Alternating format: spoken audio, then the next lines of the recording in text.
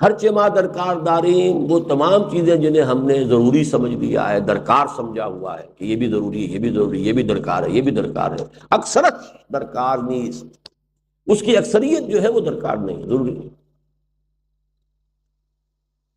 تو اس لیے اب یا تو انسان اپنی کوئی دنیاوی حقیقی ضرورت پوری کرنے کے لیے وقت صرف کرے، یا دین کی اور آخرت کی کمائی کے لیے صرف کرے۔ اب نیند ہے، استراحت ہے، یہ بھی انسان کی ایک ضرورت ہے، یہ ضرورت پوری کرے انسان۔ کھانا ہے، یہ انسان کی ضرورت ہے، لہذا اس کو تو اس کے اندر شامل سمجھیے۔ اب جو وقت بچ گیا ہے وہ سارا کا سارا آخرت کو بنانے اور کمانے میں، دین کی خدمت میں لگنا چاہیے۔ کہاں بچ گیا؟ آپ کے پاس ٹائم بچا ہی نہیں۔ بیسٹ ٹائم جس کو کہتے ہیں، کوئی ہابی ہے جی میری، بس وقت گزاری کا مشغلہ ہے، وقت گزاری، لا حول ولا قوت الا باللہ۔ آپ کو وقت گزارنے کا یہ مشغلہ چاہیے، یا ضروریات زندگی کے لیے وقت صرف ہونا چاہیے، اور یا پھر وہ وقت لگنا چاہیے آخرت کے بنانے اور کمانے میں۔ جو دو چیزوں سے تیسری کیٹیگری آ جائے گی وہ مالا یعنی، اس کا کہ اس سے کوئی تعلق ہی نہیں، لا حاصل بے مقصد، بلا ضرورت۔ یہ انسان کے اسلام کی خوبی ہے، یہ بھی گویا کہ احسان کا درجہ ہو گیا، من حسن الاسلام، اسلام کے بعد درجہ ایمان، ایمان کے بعد احسان۔ من حسن اسلام المرء، ایک انسان کے اسلام کی خوبی یہ ہے، حسن یہ ہے، ترکہ ما لا یعنی ہے، اس کا چھوڑ دینا ہر اس چیز کو جو اس کے لیے لا حاصل ہو، غیر ضروری۔ عن ابی حمزہ انس بن مالک رضی اللہ عنہ خادم رسول اللہ صلی اللہ علیہ وسلم عن النبی صلی اللہ علیہ وسلم قال،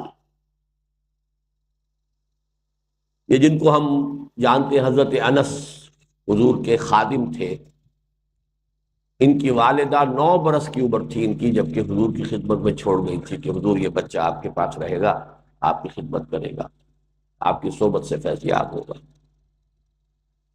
اور یہ انس ابن مالک یہ ہے جو کہتے ہیں کہ میں نے اتنے سال حضور کے ساتھ گزارے ہیں خادم کی حیثیت سے، ایسا بھی موقع کبھی نہیں آیا کہ آپ نے مجھ سے یہ کہا کہ اے انس تو نے یہ کام کیوں نہیں کیا۔ جھڑکنا، ڈانٹنا، ڈپٹنا تو بہت دور کی بات ہے، شفقت، ملاطفت، ملائمت حضور صلی اللہ علیہ وسلم کی مزاج کا جز تھا۔ اب ان کی کنیت ہے ابو حمزہ، عن ابی حمزہ انس بن مالک رضی اللہ عنہ خادم رسول اللہ صلی اللہ علیہ وسلم۔ یہ خادمے کے نیچے میم کیوں آ گئی ہے، زیر کیوں آ گئی ہے؟ جی جی،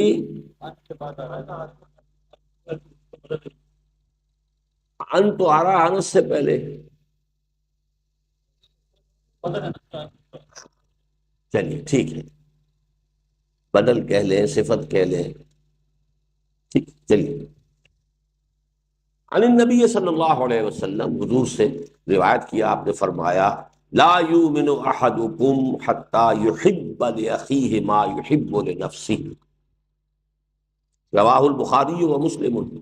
اب یہ حدیث کے روایت کے اعتبار سے چوٹی کے درجے کی حدیثوں میں سے،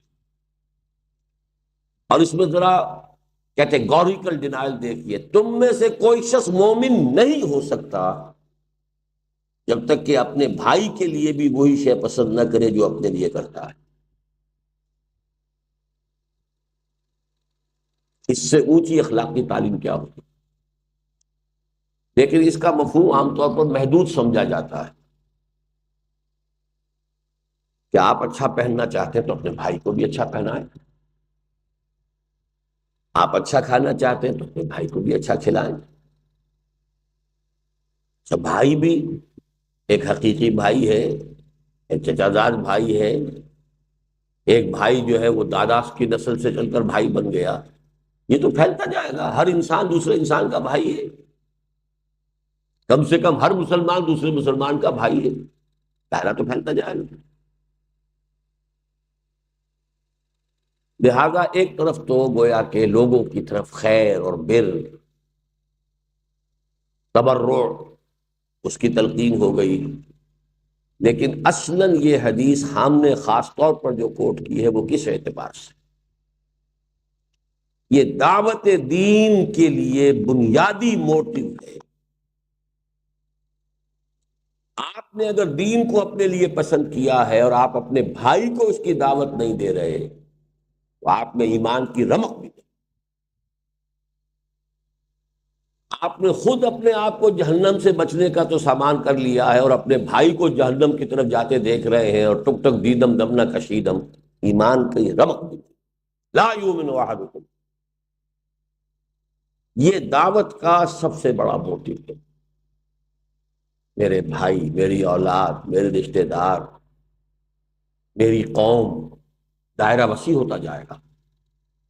تنظیم اسلامی کا جو ہمارا تاسیسی قرارداد، اس کی پھر تشریحات ہیں۔ ہر شخص کو داعی ہونا چاہیے، اور دعوت کا دائرہ قو انفسکم، اس کے بعد واہلیکم، اس کے بعد اپنا کنبہ قبیلہ، یا اس کے بعد اپنی قوم، یا قوم اعبدوا اللہ، اس کے بعد پوری نوع انسانی ہے۔ یہ سب سے بڑی خدمت خلق ہے، اس لیے کہ کھانا پینا پہننا یہ تو صرف اس دنیا سے متعلق ہے۔ جو آخری زندگی ہے، آخرت کی زندگی ہے، ابدی زندگی ہے، ہمیشہ کی زندگی ہے، اس کے خیر اور اس کی بھلائی میں آپ دوسروں کو شریک نہیں کرنا چاہ رہے، اپنی طرف سے ایڑی چوٹی کا زور لگا دیں تو کوئی ریجیکٹ کرتا ہے تو وہ اس کے ذمہ ہے، اس کی جواب دہی وہ خود اللہ کے ہاں کرے گا۔ لیکن اگر آپ نہیں کر رہے ہیں تو آپ اس حدیث کی زد میں آ جائیں گے، لا یؤمن احدکم حتی یحب لاخیہ ما یحب لنفسہ۔ اب ایک حدیث آ رہی ہے کہ جو اسلام کے قانونی نظام کی ایک اہم ترین شق ہے۔ عن ابن مسعود رضی اللہ عنہ، رضی اللہ تعالی عنہ، قال قال رسول اللہ صلی اللہ علیہ وسلم لا يحل دم امرئ مسلم الا باحدى ثلاث: السيب الزاني، والنفس بالنفس، والتارك لدينه المفارق للجماعة۔ رواہ البخاری و مسلم۔ یہ بھی پھر روایت کے اعتبار سے بہت اونچی حدیث۔ نہیں حلال ہے کسی مسلمان کا خون، یعنی خون بہانا، اس کی جان لینا حلال نہیں ہے۔ لا یحل دم امرئ مسلم، کسی مسلمان انسان کا خون جائز نہیں ہے، خون بہانا، قتل کرنا جائز نہیں ہے، الا باحدى ثلاث، سوائے تین میں سے کسی ایک شکل کے: السیب الزانی، شادی شدہ زنا کرنے والا یا زنا کرنے والی، رجم، ظاہر بات ہے پتھر ماریں گے تو سر پھوٹے گا اور جسم کے اوپر لگے گا، خون بہے گا، مارنا ہے۔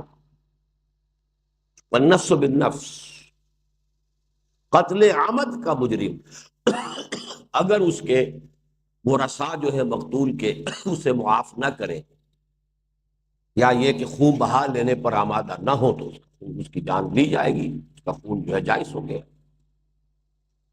وَالتَّارِقُ لِدِينِهِ، اور دین کو چھوڑ دینے والا مرتد، المفارق للجماعہ، جو جماعت کے اندر مفارقت پیدا کر رہا ہے، تفرقہ ڈال رہا ہے۔ یہ جو ہے تین شکلیں، یہ ہے مسلمان کے قتل۔ چوتھی شکل ہے کسی کافر حربی کے قتل، چنانچہ جو بھی ہمارے سورہ فرقان کے آخری رکوع میں بھی آتا ہے، والذین لا يدعون مع اللہ الہا آخر ولا يقتلون النفس التي حرم اللہ الا بالحق ولا يزنون۔ تو قتل جو ہے بالحق وہ صرف چار شکلیں ہیں۔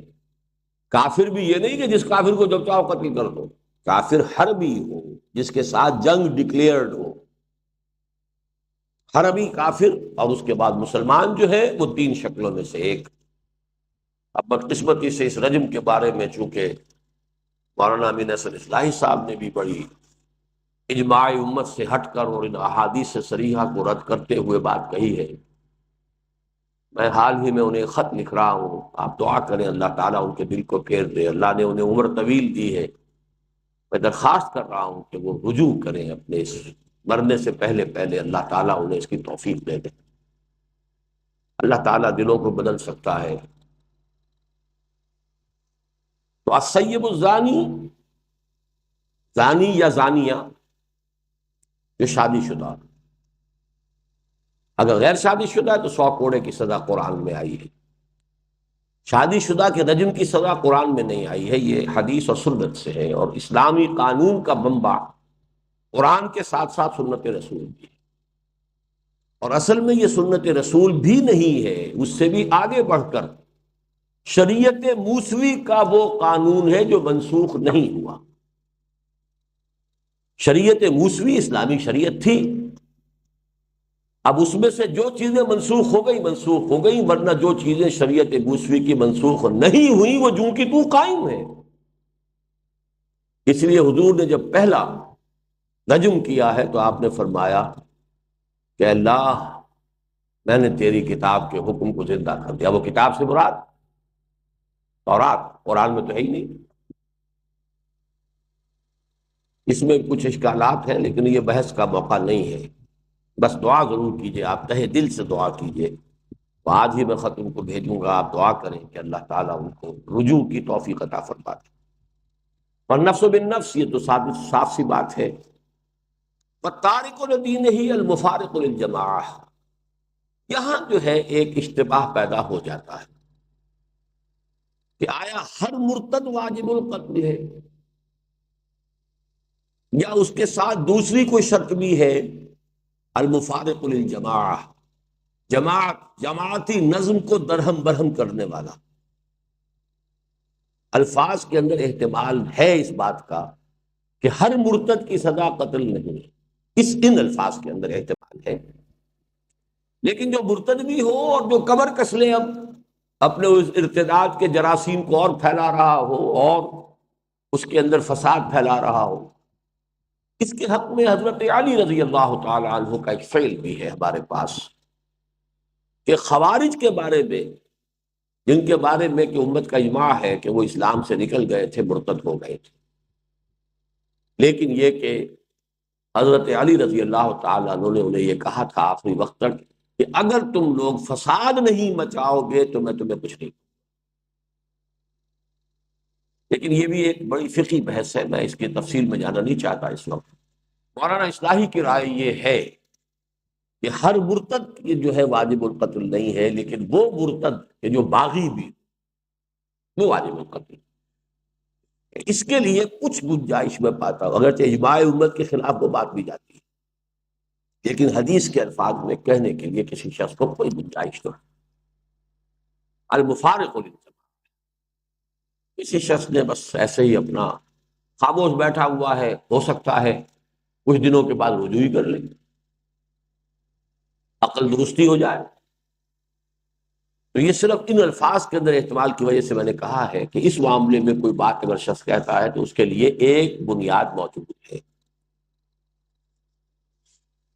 عن ابی ہریرہ رضی اللہ عنہ ان رسول اللہ صلی اللہ علیہ وسلم قال من كان يؤمن بالله واليوم الآخر فليقل خيرا أو ليصمت ومن كان يؤمن بالله واليوم الآخر فليكرم جاره ومن كان يؤمن بالله واليوم الآخر فليكرم ضيفه رواہ البخاری و مسلم۔ اب یہ دیکھیے، یہ اخلاق کے ضمن میں اعلیٰ اخلاق، عمدہ اخلاق، انسان کے کردار کی خوبی اور بلندی، اس کے اعتبار سے نہایت خوبصورت حدیث ہے، جوامع الکلم میں سے۔ یہاں بھی لفظ آ رہا ہے حسن الاسلام، نہیں یہاں نہیں، من کان یؤمن باللہ والیوم الآخر، جو شخص بھی اللہ اور اس یوم آخر پر ایمان رکھتا ہو، سب سے پہلی بات تو یہ ہے کہ وہ زبان کو کنٹرول میں رکھے، فلیقل خیرن او لیصمت، یا تو اچھی بات زبان سے نکالے اور یا چپ رہے۔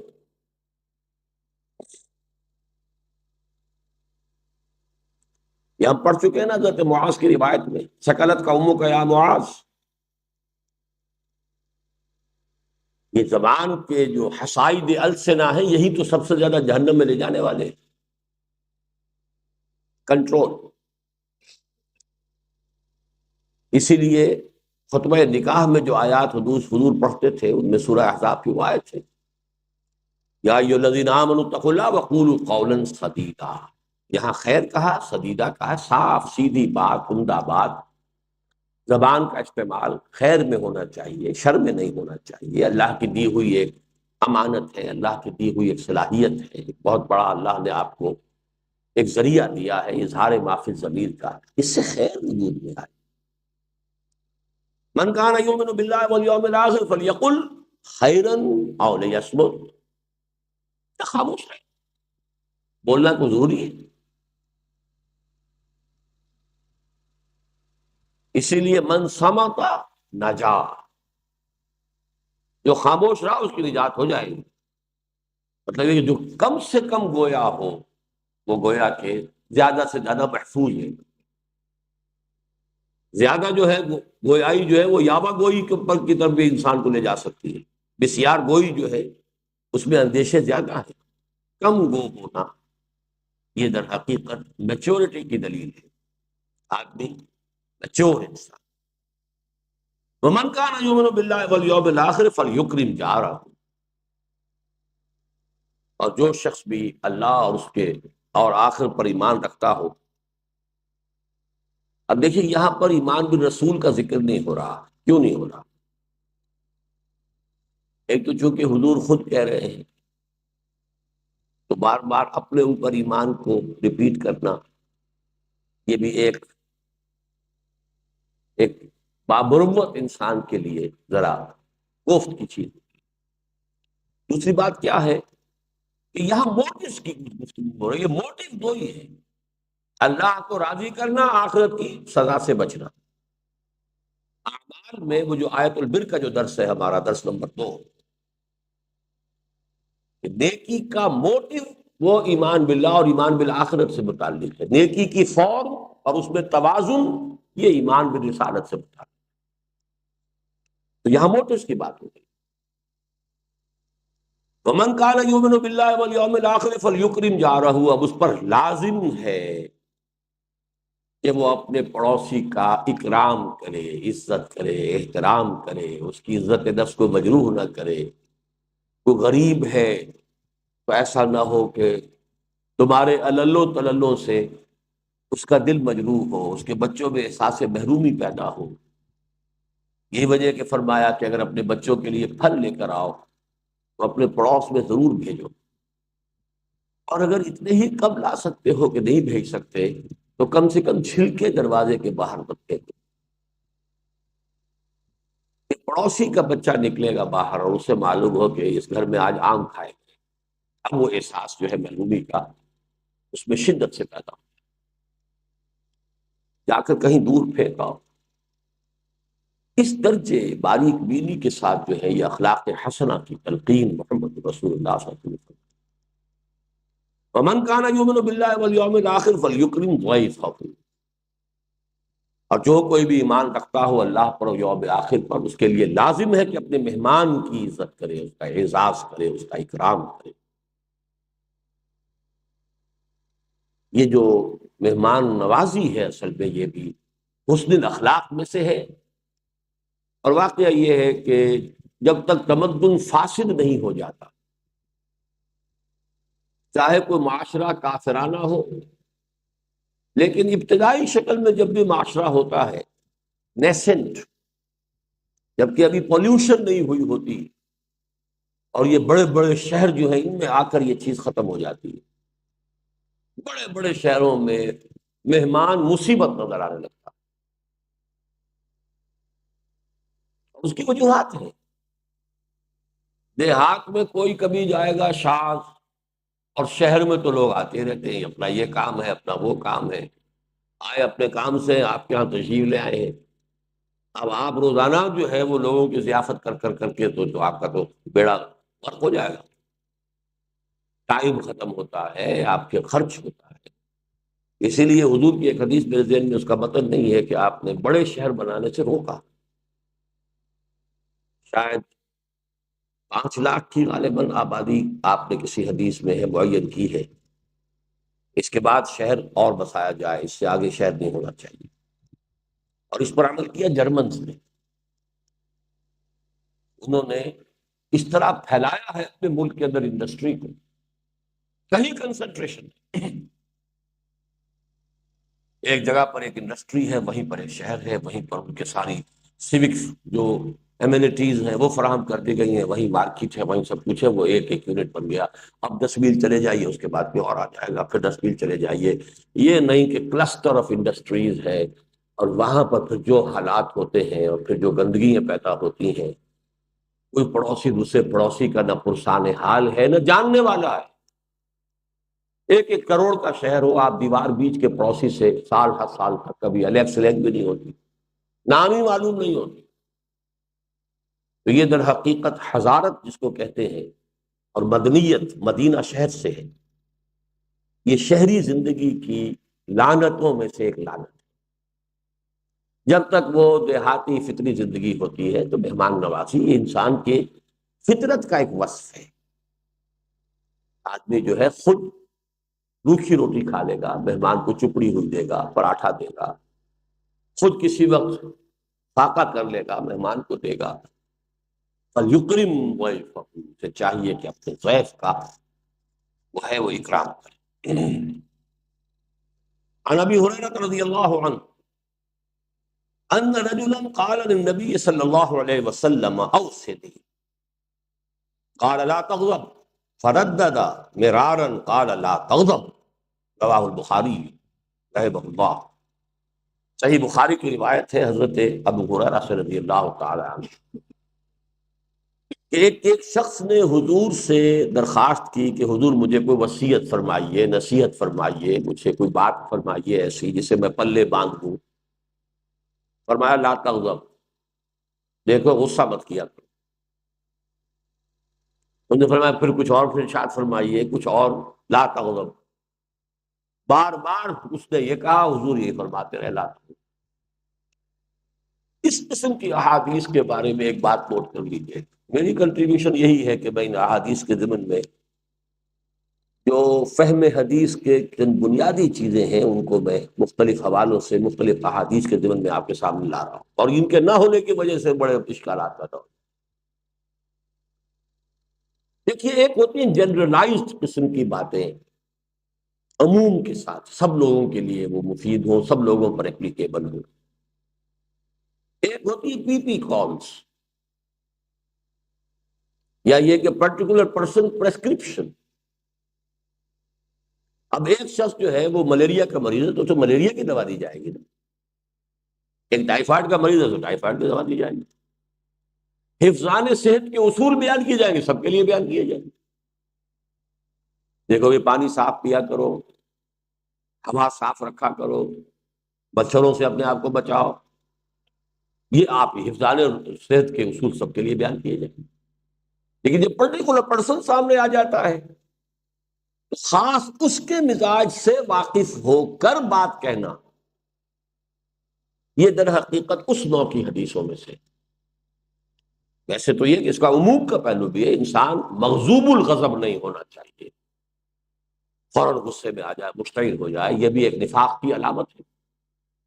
لیکن اس شخص کو جو بار بار آپ یہی فرما رہے ہیں، معلوم ہوتا ہے کہ آپ کو اندازہ تھا کہ وہ شخص جو ہے وہ اس کے مزاج کے اندر یہ غصے کا پہلو جو ہے وہ زیادہ ہے۔ تو یہ ہے اصل میں پرٹیکولر پرسن کے لیے پریسکرپشن، پی پی پی، جیسے پی پی کال ہوتی ہے آپ کی، یہ پریسکرپشن جو ہے یہ خاص، آگے ایک اور آئے گی بات، وہ ہے جنرل پریسکرپشن۔ لیکن یہ لا تغضب، اس میں بھی عمومیت ہے کہ غضب مغلوب الغضب ہو جانا بہرحال بہت بڑی برائی ہے، لیکن یہاں جو ہے خاص طور پر محسوس ہوتا ہے کہ اس شخص کے اندر یہ بات تھی۔ اسی پر قیاس کر لیجئے کہ مختلف اوراد وغیرہ جو حضور نے لوگوں کو بتائے ہیں، یہ کر لیا کرو، یہ پڑھ لیا کرو، اب ان میں سے ایک ہے جنرلائزڈ، مثلا تسبیح فاطمہ، ہر نماز کے بعد یہ 33 مرتبہ سبحان اللہ، 33 مرتبہ الحمدللہ، 33 یا 34 مرتبہ اللہ، یہ عام۔ کسی کو آپ نے کچھ اور بتا دیا، کسی کو کچھ اور بتا دیا، اب کوئی شخص اگر ان سب کا اہتمام کرنے بیٹھے گا تو وہی دھندا رہ گیا اس کا، تو وہ عدم توازن پیدا ہو جائے۔ اس کے اندر بھی وہ پرٹیکولر پرسنل پرسکرپشن جو ہے وہ شامل ہوتے تھے، جیسے کہ صوفیہ کرتے ہیں۔ صوفیہ کے بھی اصل میں اوراد جو ہیں جو انہوں نے وضع کیے تھے وہ بھی ایک پرٹیکولر دور سے متعلق چیزیں، جن چیزوں کا غلبہ ہو گیا تھا اس کے اعتبار سے انہوں نے تجویز کر دیے، اب وہ بن گئے کہ وہ گویا کہ ان کی ایک روایت ہے اور وہ ان کے شعار میں سے ہو گئے، وہی طریقے اختیار کریں۔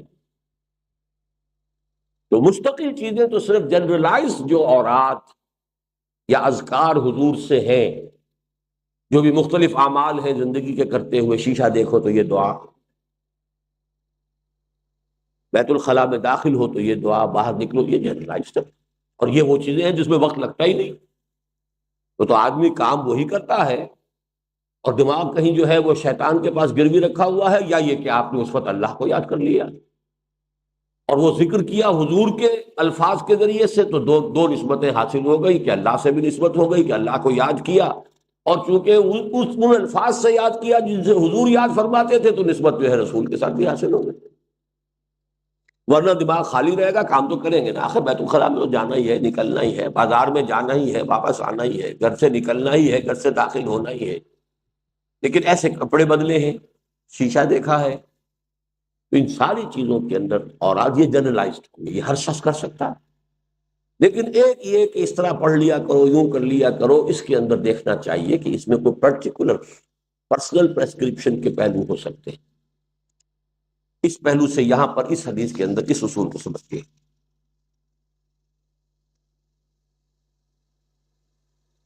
عن ابی یعلا شداد ابن اوس رضی اللہ عنہ عن رسول اللہ صلی اللہ علیہ وسلم، حضرت شداد ابن اوس رضی اللہ تعالی عنہ، جن کی کنیت ہے ابو یعلا، وہ روایت کرتے ہیں اللہ کے رسول سے صلی اللہ علیہ وسلم، ان اللہ کتب الاحسان علی کل شیء، اللہ تعالی نے احسان لازم کر دیا ہے ہر معاملے۔ اب یہاں احسان کس معنی میں آ رہا ہے؟ ایک احسان ہوتا ہے کسی پر احسان کرنا، اس کی کوئی تکلیف رفع کرنا، اس کی کوئی ضرورت پوری کرنا، اس کی کوئی خدمت بجا لانا، یہ احسان ہے، آپ کا مجھ پر احسان ہے، فلاں نے فلاں پر احسان کیا ہے۔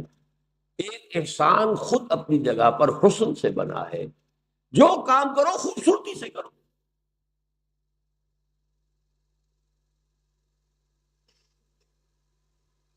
اور وہ احسان اسلام جو ہے تمہاری، اسلام پر تمہارا عمل خوبصورتی کے ساتھ۔ ایک ہے نماز جیسے ہوئی، مارے باندھے پڑھ لی ہے، ٹکرے مار لی ہے، نماز تو چلیے شاید ہو ہی گئی ہو، خوبصورت نماز تو نہ ہوئی نا، تمہاری نماز خوبصورت ہونی چاہیے، تمہارا ہر جو ہے فعل جو ہے اس کے اندر حسن ہونا چاہیے۔ یہ گویا کہ جسے جلال اور جمال کہتے ہیں، تو جمال کا پہلو بھی ہر شے کے اندر جو ہے۔ اب اس کی مثال دیکھیے، فَإِذَا قَتَلْتُمْ فَأَحْسِنُوا الْقَتْلَ، قتلہ، اگر قتل کرنا ہے تو خوبصورتی سے قتل کرو، اسی لیے یہ جلاد پیشہ بنا ہے۔ عام آدمی سے کہا جائے اس کی گردن مار دو تو گردن مارے گا، تو ممکن ہے کہ وہ آدھی کٹے آدھی نہ کٹے اور وہ تڑپے، یہ پیشہ کیوں بنا ہے؟ کہ جس کی گردن مارنی ہے، ایک ہی وار کے اندر اس سے اتنی مشق ہوتی ہے، اور یہ سعودی عرب میں اب بھی ہوتا ہے، میدان العدل میں جب ایک بار، یہ نہیں کہ اب وہ بکری کو ذبح کرنا ہے، اب وہ کھنڈی چھری لے لیے، رگڑے جا رہے رگڑے جا رہے، وہ اپنے جو ہے بیچاری جو ہے اس کی جان کے اوپر بنی ہوئی ہے، آپ تیز چھری کریں تاکہ یہ کہ ایک دو مرتبہ کے اندر اس کی وہ منزل جو ہے وہ اس میں سے گزر جائے۔ قتل تو کرنا ہے، ذبح تو کرنا ہے، لیکن اس میں بھی حسن خوبی، حسن ادا، حسن عمل، اس کو ملحوظ رکھو۔ ان اللہ كتب الاحسان على كل شيء فاذا قتلتم فاحسنوا القتلة واذا ذبحتم فاحسنوا الذبح وليحد احدكم شفرته، اور چاہیے کہ تم میں سے ہر شخص اپنی چھری کو تیز کر لیا کرے، ولیرح ذبیحته، اور اپنے ذبیحے کو راحت پہنچائے، یعنی ورنہ یہ کہ اس کے لیے جو ہے وہ کس قدر گوفت کا، اس کے لیے اس کے بھی احساسات ہیں، اس کی بھی جان ہے، تو جتنی کم سے کم مدت اس پر اس کیفیت میں گزرے یہ اس کا احسان ہے۔ تو اب اسلام کا احسان وہ ہے ان تعبد اللہ کانک تراہ فإن لم تکن تراہ فإنہ یراک۔ عن ابی ذر جندب بن جنادہ و ابی عبد الرحمن معاذ بن جبل رضی اللہ عنہما عن رسول اللہ صلی اللہ علیہ وسلم، حضرت ابو ذر جو ہے وہ اپنی کنیت ہی سے مشہور ہیں، یا آج میں پہلی مرتبہ نام بھی پڑھ رہا ہوں آپ کا، جندب بن جنادہ، جنادہ کے بیٹے جندب جن کی کنیت ابو ذر رضی اللہ تعالی عنہ، وہ عبد الرحمن معاذ ابن جبل، وہ ابی عبد الرحمن معاذ ابن جبل، اور حضرت معاذ ابن جبل جو ابو عبد الرحمن ہیں رضی اللہ عنہما، ان دونوں سے اللہ راضی ہو جائے۔ کون سے دونوں؟ ابو ذر اور حضرت معاذ۔ اب دیکھیے ابو ذر کا نام کسی کو معلوم نہیں، صرف کنیت معلوم ہے ابو ذر۔ معاذ ابن جبل کی کنیت کسی کو معلوم نہیں، نام معلوم ہے معاذ ابن جبل۔ لیکن یہ دو راوی ہیں، دو صحابی ہیں کہ جو روایت کر رہے ہیں۔ عن رسول اللہ صلی اللہ علیہ وسلم قال اتق اللہ حیثما کن واتبع السیئۃ الحسنۃ تمحها وخالق الناس بخلق حسن، رواہ الترمذی وقال حدیث حسن، وفی بعض النسخ حسن صحیح، یہ امام ترمذی نے اس کو روایت کیا ہے، بعض نسخوں میں تو اس کو حدیث حسن صرف کہا ہے اور بعض میں حدیث حسن صحیح کہا ہے، یہ روایت کے درجے کے اعتبار سے ہے۔ اب یہ تین اس میں ہدایات آئی ہیں، جوامع الکلم تین۔ پہلی بات اتق اللہ حیثما کنت، جہاں کہیں بھی ہو اللہ کا تقوی جو ہے وہ تم سے چھوٹنے نہ پائے۔ ایک اور حدیث میں آتا ہے تقوی اللہ فی السر والعلانیہ، چاہے تم کہیں چھپے ہوئے ہو اور چاہے لوگوں کے اندر سامنے موجود ہو، ہر حال میں تقوی۔ یہ نہیں کہ خلوت میں کچھ اور ہے، جلوت میں کچھ اور ہے۔ اتق اللہ حیثما کنت، جہاں بھی ہو اللہ کا تقوی اپنے دل میں موجود رکھو۔ واتبع السیئۃ الحسنۃ تمحوها، اور برائی کے پیچھے بھلائی کو لگا دو جو اسے محو کر دے گی۔ یہ قرآن مجید کی آیت ہے نا، ان الحسنات یذہبن السیئات، اور یہاں در حقیقت سیئات سے مراد صغیرہ گناہ ہے۔ کبیرہ گناہ تو توبہ کے بغیر نہیں ہوگا، آپ نے اگر اس سے توبہ نہیں کی ہے تو کتنی ہی بھی نیکیاں آپ کرتے چلے جائیں وہ گناہ آپ کے حساب میں سٹینڈ کرے گا، ڈیبٹ جو ہے ڈیبٹ انٹری ختم نہیں ہوگی۔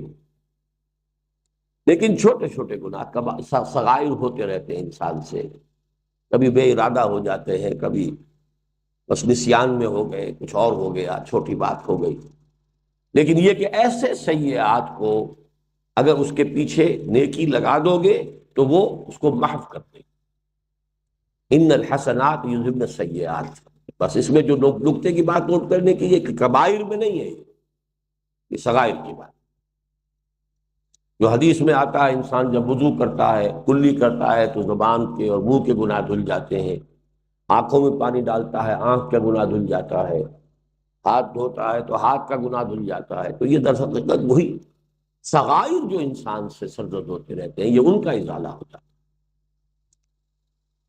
تیسری ہدایت، وخالق الناس بخلق حسن، لوگوں کے ساتھ حسن خلق کے ساتھ معاملہ کرو،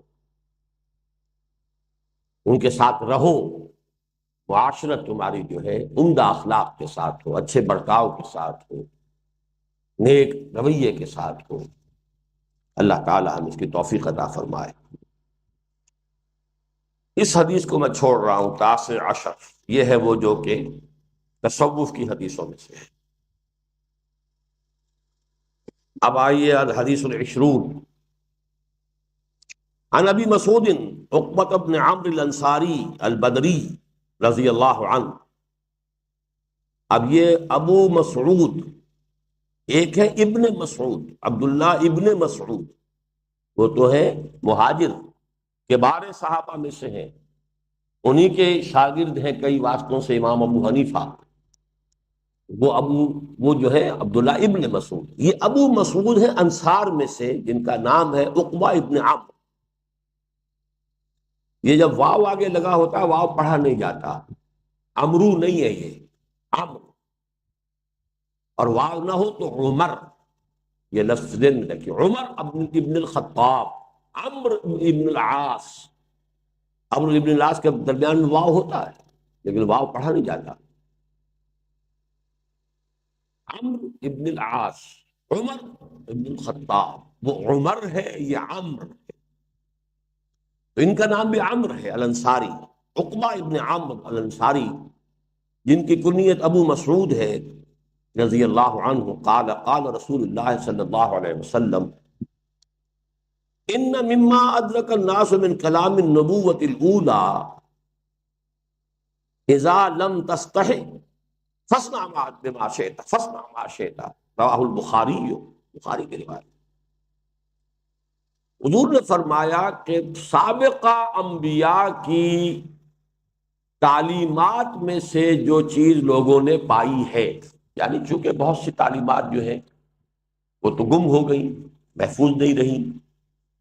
نبوت الاولی، جو ابتدائی نبوتیں تھیں، انبیاء تھے، ان کی تعلیمات کا اکثر و بیشتر حصہ تو ضائع ہو گیا، گم ہو گیا. ان مما ادرک الناس من کلام النبوت الاولی، ابتدائی نبوت کے کلام میں سے لوگوں نے جو کچھ پایا ہے، اس میں سے ایک بات یہ بھی ہے، مما، صرف یہی نہیں ہے، اس میں سے ایک بات یہ بھی ہے، بہت پیاری بات ہے، اذا لم تستحی فاصنع ما شئت، جب تم میں حیا ہی نہ رہے تو کرو جو چاہو. اسی کا فارسی میں ترجمہ ہے، بے حیا باش و ہر چخائی کن، ایک دفعہ حیا کا پردہ اٹھا دو پھر جو چاہو کرو. اسی لیے حدیث میں دوسری میں آتا ہے، والحیاء شعبۃ من الایمان، حیا ایمان کا شعبہ ہے. اب یہ حیا بھی سمجھیے کیا ہے، یہ بھی فطرت ہے انسانی. اس کا تعلق کس لفظ سے ہے، کیا اس کا روٹ کیا ہوگا؟ ہا یا واو؟ اس سے کوئی اور لفظ آپ کو معلوم ہے جو بنا ہو؟ حیات، حی کے معنی کیا؟ کرنے والا، انا للہ و انا، جی زندہ. یہ کیا ہے گرامر میں؟ جی اسم تو ہے، وہ محیی ہوتا ہے بھائی، زندہ کرنے والا محیی. احیا یحیی احیاء فہو محیی. جی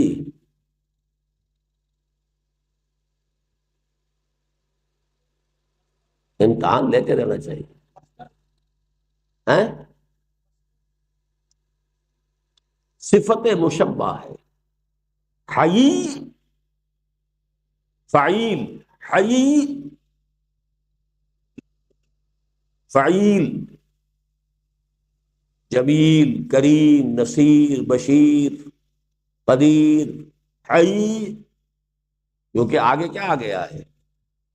ہاں یا واو، یا بھی حرف علت، واو بھی حرف علت، علت ہی علت، علت در علت، اس لیے آپ سب کے سب بیمار ہو گئے۔ حی، فعیل۔ اب دیکھیے حیات میں سب سے پہلا وصف کیا ہے؟ بچاؤ، لائف اپنی پریزرویشن چاہتی ہے، first of all preservation of the self جس کو کہتے ہیں، ہر اس چیز سے بچے گا جس سے کہ جان کو اندیشہ ہو۔ ایسے ہی انسان کی حیات باطنی شرم اور حیا، ہر گندگی سے بچنے کی، ہر بے شرمی سے بچنے کی، ہر منکر سے بچنے کی بھی انسان کی سرشت کے اندر ہے۔ یہ ہے اس نفس کی حقیقت، حیا، کہ ایک حیات ظاہری ہے، حیات حیوانی ہے، حیات مادی ہے، جس طریقے سے اس کا پہلا انسٹنکٹ ہے preservation of the self, protection of the life, بچے گا، بھاگے گا، خطرہ جہاں ہے بھاگے گا۔ اسی طریقے سے حیات باطنی ضمیر کی زندگی کے لیے ہر شے سے، بے شرمی سے بھاگے، عریانی سے بھاگے، اور اسی قسم کے منکرات سے بھاگے، گریز، یہ ہے حیا۔ جب فطرت مسخ ہو گئی، یہ حیا ختم ہوئی۔ اس کو بھی نوٹ کر لیجئے، یہ بات ظاہر بات ہے آپ کو کوئی محدث تو نہیں بتا سکتا جس نے زوالوجی، باٹنی، فزیولوجی نہ پڑھی ہو۔ ہمارے دماغ کا ہائیسٹ فنکشن جو ہے وہ حیا ہے، shyness and fear. Human brain کے ہائیسٹ فنکشن ہیں یہ، شائنس اینڈ فیئر۔ شراب کا عمل کیا ہوتا ہے کہ وہ اوپر سے ڈپریس کرنا شروع کرتی ہے، سب سے پہلے ہائیسٹ فنکشنز کو ناک آؤٹ کیا، حیا اور فیئر ختم ہوا، انسان میں جرأت زیادہ ہو گئی۔ اب لڑے گا تو خوب لڑے گا، بحث کرے گا تو زیادہ کرے گا، گانا والا خوب گانا گائے گا، اسے شرم ہی نہیں ہوگی، ورنہ ایک جھجک سی رہتی ہے، لوگ کیا کہیں گے، لوگ کیا سمجھیں گے، میری غلطی پکڑ لیں گے، کیا ہوگا۔ یہ سب حیا ایک طرف ہوئی۔ اب وہ جو ریزلٹنٹ ایکٹیویٹی ہوتی ہے وہ بڑھ جاتی ہے۔ حیا کا ریسٹرینٹ ختم ہوا، فیئر کا ریسٹرینٹ ختم ہوا، جری ہو گیا آدمی۔ وہ جری نہیں ہوا، وہ اصل میں اس پر سے فیئر کا ریسٹرینٹ ختم ہو گیا۔ Highest function of the brain has been knocked out. تو ریزلٹ نکلا یہ کہ وہ زیادہ جری نظر آ رہا ہے تو وہی کچھ جو کچھ پہلے تھا اس کے اندر، اس سے زیادہ طاقت تو نہیں آ گئی، اس میں طاقت تو وہی کچھ ہے۔ اب کوئی گاما پہلوان تو نہیں وہ بن گیا کہ پہلے نہیں تھا اب بن گیا، جو کچھ تھا وہی ہے، لیکن یہ کہ اس میں سے وہ فیئر کا ایلیمنٹ کب ہو گیا، تو بظاہر وہ جرأت زیادہ ہے، بہادری زیادہ ہے، لڑنے مرنے پر آمادہ ہے۔ اسی طریقے سے شرم، شائنس، اب یہ دونوں الفاظ جو ہیں، فیئر اینڈ شائنس، شرم کا پردہ اٹھا، بچاؤ کرو، بے حیا باش و ہٹ خواہی کن روئے، اذا لم تستحی فاصنع ما شئت۔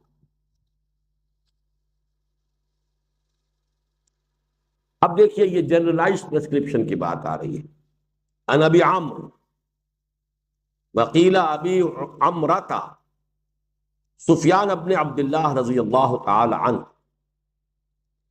اب یہ جو ہے حضرت سفیان ابن عبداللہ صحابی ہیں، ان کی دو کنیتیں ہیں، ابو عمرو یا ابو عمرتا، دونوں کہا گیا ہے۔ بعض نے کہا ابو عمرہ ان کی ہے، ایک نے کہا ہے نہیں، کہ ابو عمرو ہے۔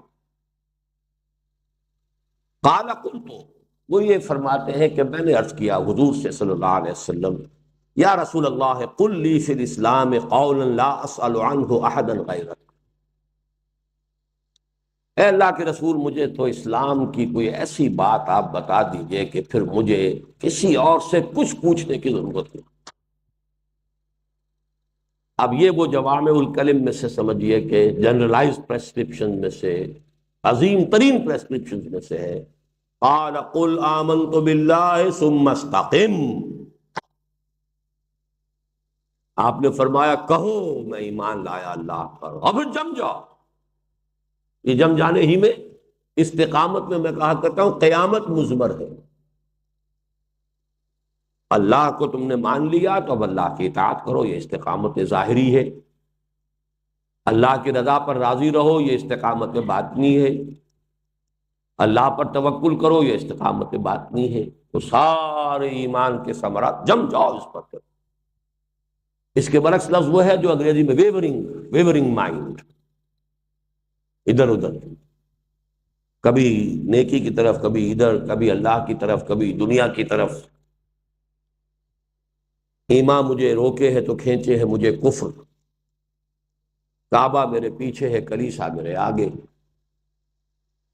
یہ کیفیت ہے. ثم استقم. اب یہ جو ہمارا درس ہے، حصہ اول کا درس رابع، ان الذین قالوا ربنا اللہ ثم استقاموا تتنزل علیہم الملائکۃ الا تخافوا. اور کوئی چیز آئی نہیں وہاں، نہ نماز، نہ جہاد، کوئی شے نہیں، کچھ بھی نہیں. جنہوں نے کہا ہمارا رب اللہ، پھر جم گئے. اب جمنے کے اندر تو ساری قیامت آ گئی، جہاد بھی اسی میں آ گیا. جب اللہ کو مان لیا، اللہ نے حکم دیا جاہدوا فی سبیل اللہ باموالکم وانفسکم. استقامت کا تقاضا جہاد بھی ہے. استقامت کا تقاضا وہ بھی ہے جو اللہ پر، اس کے رسول پر ایمان رکھے، وہ زبان سے خیر نکالے یا خاموش رہے.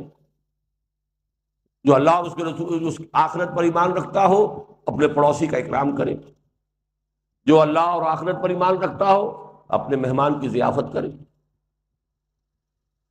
تو استقامت کے اندر ساری قیامت آ گئی. لیکن یہ سمجھیے کہ جنرلائزڈ اور نہایت لب لباب، جسے ہم کہیں گے کہ ہر چیز کا ایک لفظ میں خلاصہ اگر چاہیے، لیکن انہوں نے خلاصہ مانگا تھا. قل لی فی الاسلام قولا. اسلام کی حقیقت اور اسلام کے سارے مطالبات کا کوئی ایک لفظ مجھے بتائیے کہ جس میں سب سمجھ دیا جائے، اور مجھے پھر کسی اور سے کچھ پوچھنے کی ضرورت نہیں. قال قل آمنت باللہ ثم استقم. آپ نے فرمایا کہو میں ایمان لایا اللہ پر، پھر اس پر جم جاؤ. عن ابی عبداللہ جابر ابن عبداللہ الانصاری رضی اللہ عنہما. جابر ابن عبداللہ تو ان کا نام ہے، انصاری صحابی ہیں. ان کی کنیت بھی ابو عبداللہ ہے، تو گویا کہ ان کے بیٹے کا نام بھی عبداللہ ہوگا. اور یہ ہوتا تھا، اب بھی ہوتا ہے، دادا کے نام پر بیٹے کا نام. عن ابی عبداللہ جابر ابن عبداللہ الانصاری رضی اللہ عنہما. یہ دونوں باپ بیٹا جو ہے یہ صحابی ہیں. ان رسول اللہ صلی اللہ علیہ وسلم فقال. ایک شخص نے حضور سے کچھ سوال کیے، ایک سوال کیا اور کہا، عرض کیا، ارأیت اذا صلیت المکتوبات وصمت رمضان واحللت الحلال وحرمت الحرام ولم ازد على ذلك شيئا ادخل الجنہ؟ قال نعم. رواہ مسلم. صحیح مسلم کی روایت ہے کہ ایک شخص نے پوچھا حضور سے، حضور مجھے بتائیے میں اگر فرض نمازیں پڑھ لوں، ادا کروں، رمضان کے روزے رکھوں، حلال کو ہی حلال جانوں، یعنی اسی پر اکتفا کروں، حرام کو حرام ہی سمجھوں، اس سے اجتناب کروں، ولم ازد علی ذلک شیئا، اور اس پر پھر میں کسی شے کا اضافہ نہ کروں، نوافل اور اوراد اور مراقبے اور یہ اور وہ، یہ میرے بس کا روگ نہیں ہے. اور فرض کیجئے کہ وہ کہتا میں جہاد بھی نہیں کر سکتا قتال کے معنی میں. ظاہر بات ہے ایک جہاد تو ان چیزوں کے لیے بھی ضروری ہے، حرام کو چھوڑنے کے لیے جہاد ضروری ہے، حلال کے اوپر قانے رہنے پر جہاد ضروری ہے. لیکن یہ کہ ایک قتال فی سبیل اللہ، فرض کیجئے وہ شخص کہتا ہے کہ میں اس کے لیے بھی مشکل ہے میرے لیے، لیکن بتائیے میں یہ 4 چیزیں کر دوں، نماز میں پڑھ دوں جو مکتوب ہے، جو کہ فرض ہے، روزے رکھ دوں رمضان کے، باقی مجھ سے نہیں رکھے جاتے، لیکن رمضان کے روزے میں پورے کر دوں، وَأَحْلَلْتُ الْحَلَالَ وَحَرَّمْتُ الْحَرَامَ، حلال کو حلال سمجھوں، اسی پر اکتفا کروں، حرام کو حرام سمجھوں، اس سے بچ جاؤں، وَلَمْ أَزِدْ عَلَىٰ ذَلِكَ شَيْئًا، اور اس پر میں کوئی اضافہ نہ کروں. ادخل الجنہ، کیا میں جنت میں داخل ہو جاؤں گا؟ فرمایا نعم، ہاں ہو جاؤں. یہ بھی پرٹیکولر پرسن کی بات ہے، اچھی طرح سمجھ لیجیے، اس کو جنرلائز کرنا درست نہیں ہوگا۔ اس لیے کہ اب ایک آدمی ہے دیہات سے چل کر آیا، حضور کی صحبت سے زیادہ فیضیاب نہیں ہوا، ابھی اس کی کوئی تربیت نہیں ہوئی، تزکیہ نہیں ہوا، وہ کہتا جی میں تو ٹھیک ہے یہ کام تو میں کر دوں گا، جو بدویانہ مزاج تھا اس کا پورا ایک نقشہ جو اس کے پیچھے موجود ہے، صاف گوئی، ٹھوک کر بات کرنا، کوئی اس میں ایچ پیچ نہیں ہے، صرف صاف صاف بات، اگر یہ میں کر دوں تو جنت میں داخل ہو جاؤں گا؟ فرمایا ہاں ہو جاؤں۔ اس میں کئی ہمارے لیے ہیں، ایک تو یہ کہ ہمارے جو کانسیپٹس بن گئے دینداری کے، اس کے معیارات کو درست کرنے کے لیے حدیث بڑی ہے۔ اصل شے حلال اور حرام ہے، اب یہ آدمی کچھ مکروہات میں مبتلا ہو گیا ہے، لمم جس کو کہا ہے سورہ نجم میں، وہ غلطیاں کچھ ہو گئی ہیں، یہ حلال اور حرام، حلال پر اکتفا کرو، حرام سے اجتناب کرو، فرائض ادا کر دو، تو یہ بیسک بیس لائن یہی ہے۔ اس کے بعد اپنی اپنی ذوق ہے، کوئی شخص وہ ذوق جو ہے وہ قتال فی سبیل اللہ میں پورا کر رہا ہے، کوئی شخص جو ہے وہ کہیں نوافل میں ادا کر رہا ہے، لیکن یہ کہ جہاد جو ہے وہ ایمان کا لازمی فرض ہے، کہ جدوجہد جو ہے نفس کے خلاف جہاد، باطل کے خلاف جہاد وہ تو کرنا ہی ہے۔ لیکن بہرحال دین کی سادہ ترین شکل میں یہ حدیث جو ہے، اور اس میں پرٹیکولر پرسن والا پہلو دین میں رکھیے۔ عن ابی مالک الحارث ابن عاصم الاشعری رضی اللہ عنہ قال قال رسول اللہ صلی اللہ علیہ وسلم، حضرت حارث ابن عاصم الاشعری، اشعری قبیلے کی طرف نسبت ہے، حارث ابن عاصم نام ہے، ابو مالک کنیت ہے۔ عن ابی مالک الحارث ابن عاصم الاشعری رضی اللہ عنہ قال قال رسول اللہ صلی اللہ علیہ وسلم، اب یہ بھی کوئی جوامع الکلم کی نوعیت کی حدیث ہے۔ الطہور شطر الایمان، پاکیزگی ایمان کا نصف۔ کیا مطلب ہے؟ دیکھیے ہر شے میں نفی اور اثبات ہوتا ہے، لا الہ الا اللہ، آپ نجاست سے پہلے پاک ہوں گے ذہنی تو صحیح فکر اس جگہ پر آئے گا، یہ ذہنی نجاست کو پہلے نکالیں، الحاد کو نکالیں، کفر کو نکالیں، مادہ پرستی کو نکالیں، شرک کو نکالیں، تب ایمان آئے گا۔ تو آدھا کام ہو گیا کہ جس میں کہ پاک کیا جا رہا ہے ذہن کو۔ اسی طرح اخلاق کے اندر جو اخلاق سیئے ہیں ان سے اپنے آپ کو پاک کیجئے، تو اخلاق حسنہ کی آپ یاری ہو سکے گی، ان کی کاشت ہو سکے گی، ان کو فرمان چڑھا سکیں گے۔ اسی طرح جسمی طہارت ہے، جسمانی طور پر نماز کیسے پڑھیں گے اگر جسم پاک نہیں ہے؟ اس کے بعد ہی ہوگا کہ آپ نماز جو ہے ادا کر سکتے ہیں۔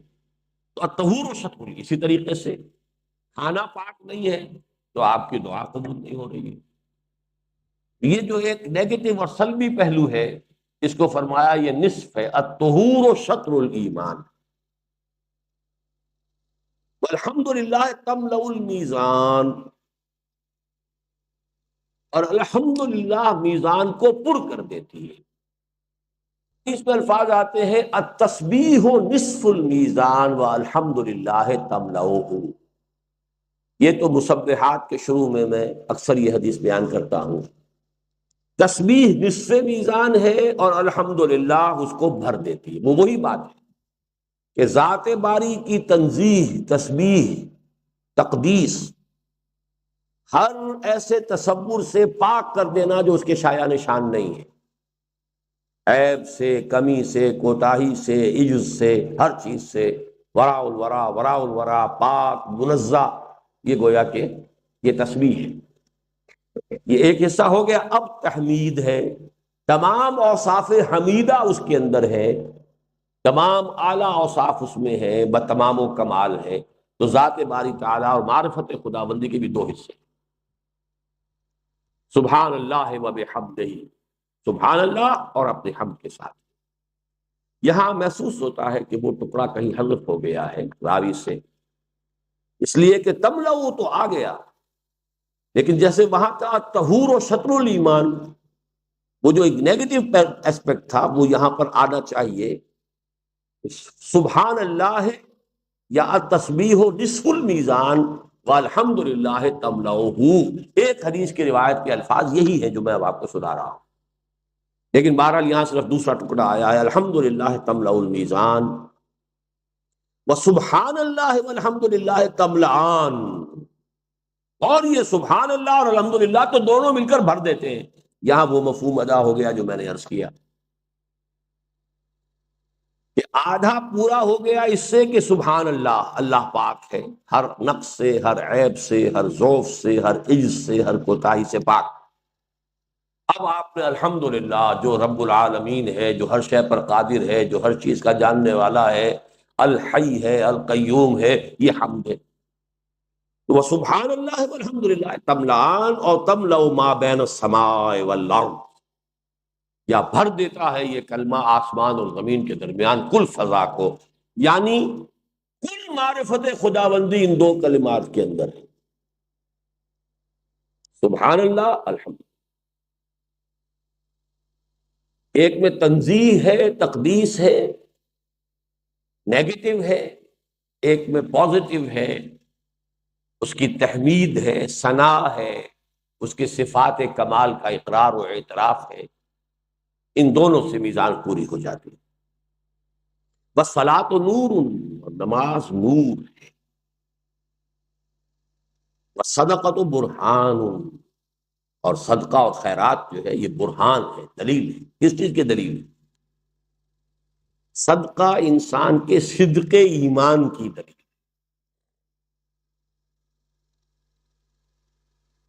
صلاۃ نور کیوں ہے؟ اس لیے کہ ان نور ذات باری تعالی ہے، اور اس کی یاد کا جامع ترین ذریعہ نماز ہے۔ یہ تو یاد ہے تیسرے حصے کا پہلا سبق، اقیم الصلاۃ علی ذکری، اور صلاۃ ہی سے شروع ہو کر قد افلح المؤمنون الذین هم فی صلاتهم خاشعون، اور والذین هم علی صلواتهم دائمون یا یحافظون، یہ جو ہمارے دو پیسیجز پر مشتمل ایک سبق ہے نماز، اس لیے کہ ذکر خداوندی مجسم تو قرآن ہے، لیکن ذکر کا جامع ترین حصہ نماز ہے، کہ عملی ذکر بھی ہے اور قولی ذکر بھی ہے۔ آپ سجود اور رکوع بھی کر رہے ہیں، یہ آپ کا عملی گویا کہ ذکر ہے۔ الطہور شطر الایمان والحمد للہ تملأ المیزان، سبحان اللہ والحمد للہ تملأان او تملأ ما بین السماء والارض، والصلاۃ نور، نور کیوں ہے؟ اللہ نور السماوات والارض، اور اللہ کے ساتھ آپ کا ذہنی اور قلبی رشتہ استوار ہوتا ہے نماز سے۔ قرآن بھی نور ہے، فآمنوا باللہ ورسولہ والنور الذی انزلنا، تو ذکر جو ہے در حقیقت وہ نور ہے، اور ذکر کی جامع ترین صورت نماز ہے۔ بس صدقۃ و برہان، برہان کس بات کی؟ کہ انسان صادق الایمان شخص ہے، صدقہ صداقت ایمان کی علامت ہے۔ قرآن مجید سے کوئی روایت، کوئی آیت پیش کریں گے؟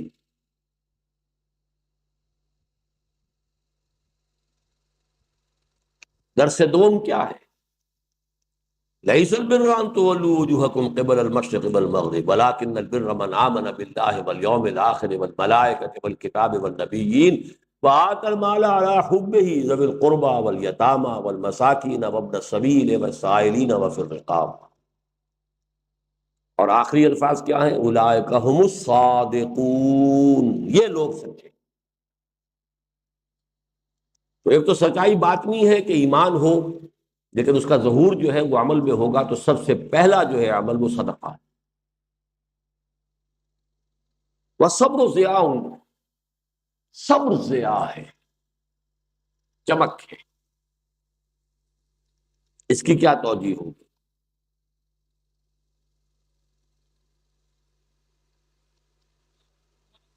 جی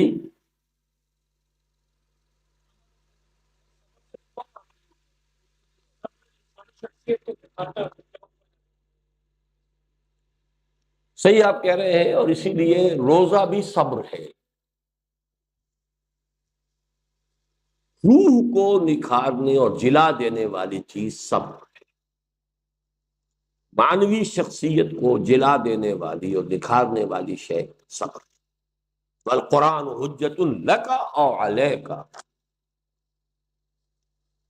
قرآن حجت ہے یا تمہارے حق میں یا تمہارے خلاف۔ ایک تو یہ ٹکڑا تو ہمیشہ یاد رکھیے، لام اور اعلیٰ کا جب تقابل ہم کرتے ہیں مختلف اسباق میں، دروس میں، اس کو یاد رکھنے کے لیے یہ پیاری حدیث ہے، حجت لک او علیک، یا تمہارے حق میں حجت یا تمہارے خلاف۔ حق میں حجت، اس پر ایمان لاؤ گے، اس کو اپنا امام بناؤ گے، اس کی پیروی کرو گے، اس کے پیچھے چلو گے، اس کے حلال اور حرام کو تسلیم کرو گے، تو یہ تمہارے حق میں دلیل بن کر کھڑا ہو جائے گا، قیامت کے دن بھی گواہی دے گا، دنیا میں بھی تمہارے لیے نور بنے گا، اور آخرت میں تمہارے لیے شافع بنے گا۔ اگر اس کو مانو گے نہیں، اگر اس پر عمل نہیں کرو گے، پڑھو گے لیکن عمل نہیں کرو گے، تو حجت قائم ہو گئی، مزید مزید مشکل ہو گئی۔ پڑھو گے سمجھو گے نہیں تو حجت تمہارے خلاف ہوگی کہ اللہ یہ مجھے پڑھتا تھا سمجھتا نہیں، اے اللہ یہ مسلمان تو مجھے پڑھتا ہی نہیں تھا، اے اللہ یہ سمجھتا بھی تھا بدبخت عمل نہیں کرتا تھا۔ تو حجت تو شدید سے شدید تر ہو رہی ہے، علیہ کا تمہارے خلاف استغاثہ لے کر آئے گا قرآن۔ اے اللہ یہ کہتا تھا میں مانتا ہوں کہ تو اللہ کی کتاب ہے، اس نے کبھی پڑھائی نہیں ہوئی، اے اللہ یہ پڑھتا تھا سمجھتا ہی نہیں تھا، اے اللہ یہ سمجھتا تھا عمل نہیں کرتا تھا، اور اے اللہ اس نے اپنا تو عمل کیا مجھے دوسروں تک پہنچایا نہیں۔ لا یؤمن احدکم حتی یحب لاخیہ ما یحب لنفسہ بلغوا عنی ولو آیۃ، جوڑ لیجیے۔ کل الناس یغدو فبائع نفسہ، فبائع نفسہ، فبائع نفسہ، بائع بائع نفسہ فمعتقها او موبقها، بڑا گہری بات ہے، بڑی گہری بات۔ ہر انسان صبح کرتا ہے، غدا یغدو، صبح ہوئی آنکھ کھولی، فبائع نفسہ،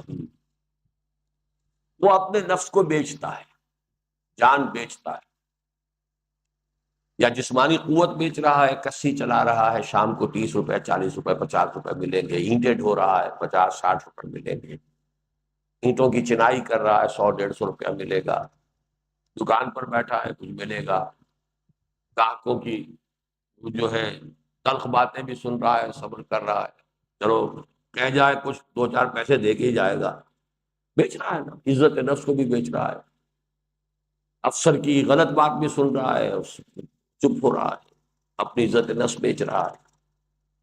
کوئی ڈاکٹر بیٹھا ہوا ہے، اپنی صلاحیت جو ہے میڈیکل ایکسپرٹیز وہ بیچ رہا ہے، وکیل اپنا دماغ بیچ رہا ہے، اس نے اپنی وہ آرگیومنٹ کی صلاحیت، قانون دانی، اس کو بیچ رہا، ہر شخص بیچ رہا ہے۔ فرمائے نفس، انویسٹمنٹ ہو رہی ہے صبح سے شام تک، you are selling yourself, یا یہ کہ فزیکل ایلیمنٹ زیادہ ہے یا مینٹل ایلیمنٹ زیادہ ہے، بیچتا تو ہر شخص ہے اپنے۔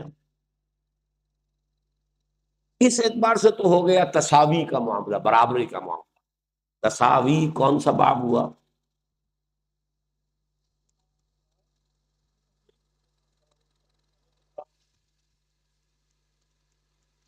کچے ہیں، میں نے آپ کو بتایا ہے کہ باب 8 پکے ہو جائیں تو آدھی عربی آ جائے گی۔ کیوں تساوی ہے؟ 3 سے الف واو، یہ مساوات سے، مساواتن باب مفاعلہ ہو گیا۔ ہوں؟ چلیے آگے چلتے۔ کل الناس یغدو فبائع نفسہ، وہ بیچتا ہے اپنے نفس کو، فموتقها وموبقها، نتیجے دو مختلف نکلتے ہیں. ایک شخص دن بھر اپنی جان بیچتا رہا، اپنی توانائیاں بیچتا رہا، شام کو آیا تو اپنے نفس کو آگ سے چھٹکارا دلا کر آیا.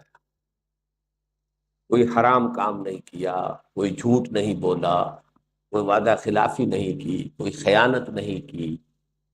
تو اپنے اعتاق کہتے ہیں آزاد کرنا، آتاقا، آزاد کیا. آزاد کرتا ہے اپنے نفس کو. مشقت جھیلی لیکن کم سے کم یہ تو ہو گیا نا. دوسرا وہ بدبخت ہے مشقت جھیلتا ہے اور شام کو لے کر آتا ہے تو گناہ کا کی ایک پنڈ جو ہے وہ بھی لے کر آتا ہے ساتھ، اپنے نفس کا بیڑا غرق کر کے بھی جاتا ہے. خسرت دنیا والآخرہ. دن بھر کی مشقت بھی جھیلی اور آخرت کا عذاب لے کر آیا. منہ بے بہا، یا اسے ہلاکت کر دیا. کتنا حکیمانہ قول. لقد خلقنا الانسان فی کبد. ہم نے انسان کو پیدا ہی کیا ہے مشقت میں. مشقت تو لابد منہ ہے، ہر حال میں مشقت تو ہونی ہی ہونی ہے. مومن کی بھی مشقت ہے، کافر کی بھی مشقت ہے، ملحد کی بھی مشقت ہے. دنیا تو قید حیات و بند غم اصل میں دونوں ایک ہے. موت سے پہلے آدمی غم سے نجات پائے. کیوں؟ یہ تو ہر ایک کو ہی کرنا ہے. غم بھی ہے، صدمے بھی ہیں، ہر ایک کے لیے ہے. کسی کو سلطنت چھوٹنے کا صدمہ ہے، کسی کا بیٹا مر گیا اس کا صدمہ ہے. صدمہ تو ہے. صدمہ کسی کا مال جو ہے وہ ختم ہو گیا اس کا صدمہ ہے. لیکن صدمہ تو ہر ایک کے لیے ہے. قید حیات و بند غم اصل میں دونوں ایک ہیں. جب تک یہ قید حیات ہے بند غم بھی لگا رہے گا. موت سے پہلے آدمی غم سے نجات پائے. کیوں؟ لیکن بدبختی در بدبختی کیا ہے کہ اب تو گھبرا کے یہ کہتے ہیں کہ مر جائیں گے، اور مر کے بھی چین نہ آیا تو کدھر جائیں. وہاں جا کر بھی اگر جہنمی کے حوالے کر دیے گئے. یہ ہے اصل فرق سارا. صرف سورۃ العصر کا یہ خلاصہ ہے، اور میرے اس کتاب میں یہ اشعار موجود ہیں. رواہ مسلم. اگلی حدیث بھی چھوڑ دیجئے، یہ بھی تصوف کی حدیث ہے.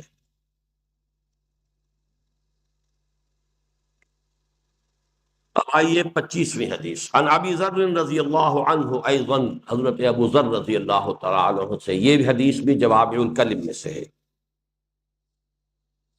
ان الناس من اصحاب رسول اللہ صلی اللہ علیہ وسلم قالوا للنبی صلی اللہ علیہ وسلم یا رسول اللہ ذهب اہل الدثور بالوجوب.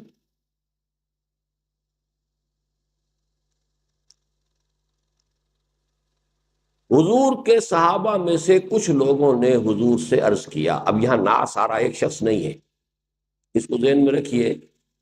صحابہ میں جو کچھ طبقات شمار کیے جاتے ہیں ان میں سے ایک اصطلاح ہے فقراء صحابہ، ایک ہے فقہائے صحابہ، ایک ہے کبار صحابہ، ایک ہے صغار صحابہ وغیرہ. جو پورے ایڈلٹس زندگی میں حضور کے صحابی رہے وہ کبار صحابہ ہیں. جو بچے تھے حضرت حسن حسین وہ صغار صحابہ ہیں. عبداللہ ابن زبیر ہو، یہ تو پیدا ہی ہوئے مدینے میں آنے کے بعد، کئی سال بعد ہوئے حضرت حسن حسین. حضور کے وفات کے وقت کتنی عمر ہوگی؟ 8 سال 5 سال. تو کبار صحابہ، صغار صحابہ. کچھ صحابہ وہ تھے فہم اور تفقہ میں بہت اونچے تھے، انہیں فقہائے صحابہ تھے. ایک طبقہ صحابہ کا تھا فقہ ان میں بہت تھا. اب ان میں سب یہ اصحاب صفہ تھے، علم، عبادت، جہاد کے لیے ہر وقت تیار. کوئی دھندا کرنا ہی نہیں، کچھ آ گیا اگر صدقات آ گئے کھا لیا، ورنہ خالی پیٹ سو گئے. ان میں سے ابو ذر خود جو ہے جو اس کے راوی ہے، ابو ذر بہت بڑے فقراء صحابہ میں سر خیل کہا جا سکتا ہے. اب ان کو ایک اشکال لاحق ہوا کہ دین کے اعمال جو ہے، نمازیں ہیں وہ ہم بھی پڑھتے ہیں، یہ دولت مند بھی پڑھتے ہیں. عبد الرحمن ابن عوف بھی پڑھتا ہے، طلحہ اور زبیر بھی پڑھتے ہیں، عثمان غنی بھی پڑھتے ہیں. برابر ہو گئے ہم. ان کے پاس مال ہے، یہ صدقہ و خیرات کرتے ہیں، ہمارے پاس مال نہیں، ہم تو رہ گئے نا پیچھے پہ. اشکال پیدا ہوا کہ نہیں؟ اس سے ایک بات تو یہ سامنے آئی کہ نیکیوں میں مسابقت کا جذبہ ناپسندیدہ نہیں، پسندیدہ ہے. فاستبقوا الخیرات، نیکیوں میں، بھلائیوں میں، درجات بلند حاصل کرنے میں ایک دوسرے سے آگے کوشش کرو، بڑھو۔ دنیا میں ایک دوسرے سے آگے بڑھنے کی کوشش نہ کرو، آخرت میں، نیکی میں، بھلائی میں، دینداری میں، دعوت دین میں، اقامت دین کی جدوجہد میں آگے بڑھو۔ تو انہوں نے کہا، قالوا للنبی صلی اللہ علیہ وسلم، انہوں نے شکوہ کیا، شکایت کی، یا رسول اللہ، اللہ کے رسول، ذہب اہل الدثور بالاجور، یہ دولت مند لوگ جو ہیں یہ تو آگے بڑھ گئے اب سے اجروں کے اندر، بازی جو ہے جیت گئے۔ یصلون کما نصلی، وہ نمازیں پڑھتے ہیں جیسے ہم پڑھتے ہیں، ویصومون کما نصوم، وہ روزے رکھتے ہیں جیسے ہم رکھتے ہیں، ویتصدقون بفضول اموالہم، اور وہ اپنے فضول اموال، اب یہ فضول اردو والا فضول نہیں ہے، فاضل اموال، فاضل، قول العفو ہے نا، جو شے فاضل، یہ اپنے فاضل مال صرف کرتے ہیں، اللہ صدقہ دیتے ہیں۔ ہمارے پاس تو ضرورت پوری کرنے کے لیے بھی نہیں ہے، فاضل کا کیا سوال، عفو بھی کا امکان ہی نہیں، تو جو ان کے پاس فاضل اموال ہے وہ صدقہ کرتے ہیں۔ قال، حضور نے فرمایا، دل جوئی دیکھیے، اولیس قد جعل اللہ لکم ما تصدقون، کیا تمہارے لیے اللہ تعالیٰ نے بنا نہیں دی ہیں صدقے کی دوسری صورتیں؟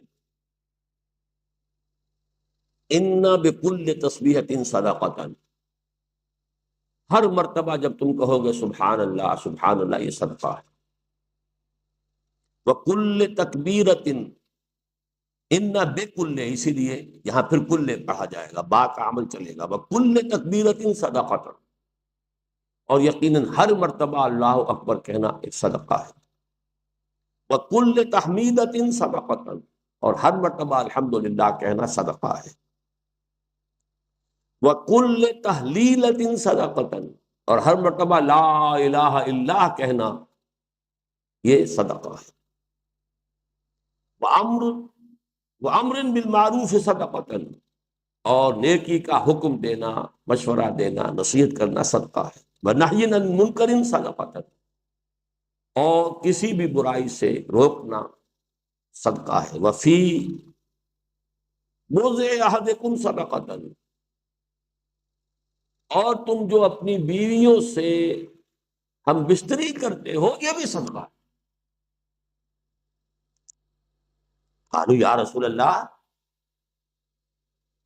اب اس پر وہ حیران ہو گئے، میری باقی ساری باتیں تو سمجھ میں آئیں کہ چلیے تسبیح صدقہ ہے، تحمید صدقہ ہے، تحلیل صدقہ ہے، تکبیر صدقہ ہے، نہی عن المنکر صدقہ ہے، اور امر بالمعروف صدقہ ہے، یہ کیا ہے کہ بیویوں سے اپنے ایک نفسانی تقاضے کو پورا کرنا بھی صدقہ ہے؟ قالوا یا رسول اللہ، یاتی احدنا شہوتہ ویکون له فیہا اجر، اے اللہ کے رسول، ہم میں سے کوئی شخص جو ہے وہ تو اپنی بیوی کے پاس جاتا ہے اپنی ایک شہوت کو پورا کرنے کے لیے، تو کیا اس میں اجر بھی؟ قال ارأیتم لو وضعها فی حرام اکان علیہ وزر، آپ نے فرمایا کہ تم نے غور نہیں کیا، اگر وہ اسی بات کو کسی حرام ذریعے سے کرتا تو اس کے اوپر وبال آتا کہ نہیں آتا؟ فَكَذَلِكَ إِذَا وَضَعَهَا فِي الْحَلَالِ كَانَ لَهُ أَجْرٌ، اسی طریقے سے اگر حلال کے ذریعے سے اس نے کیا ہے تو یقیناً اس میں اس کے لیے اجر ہے۔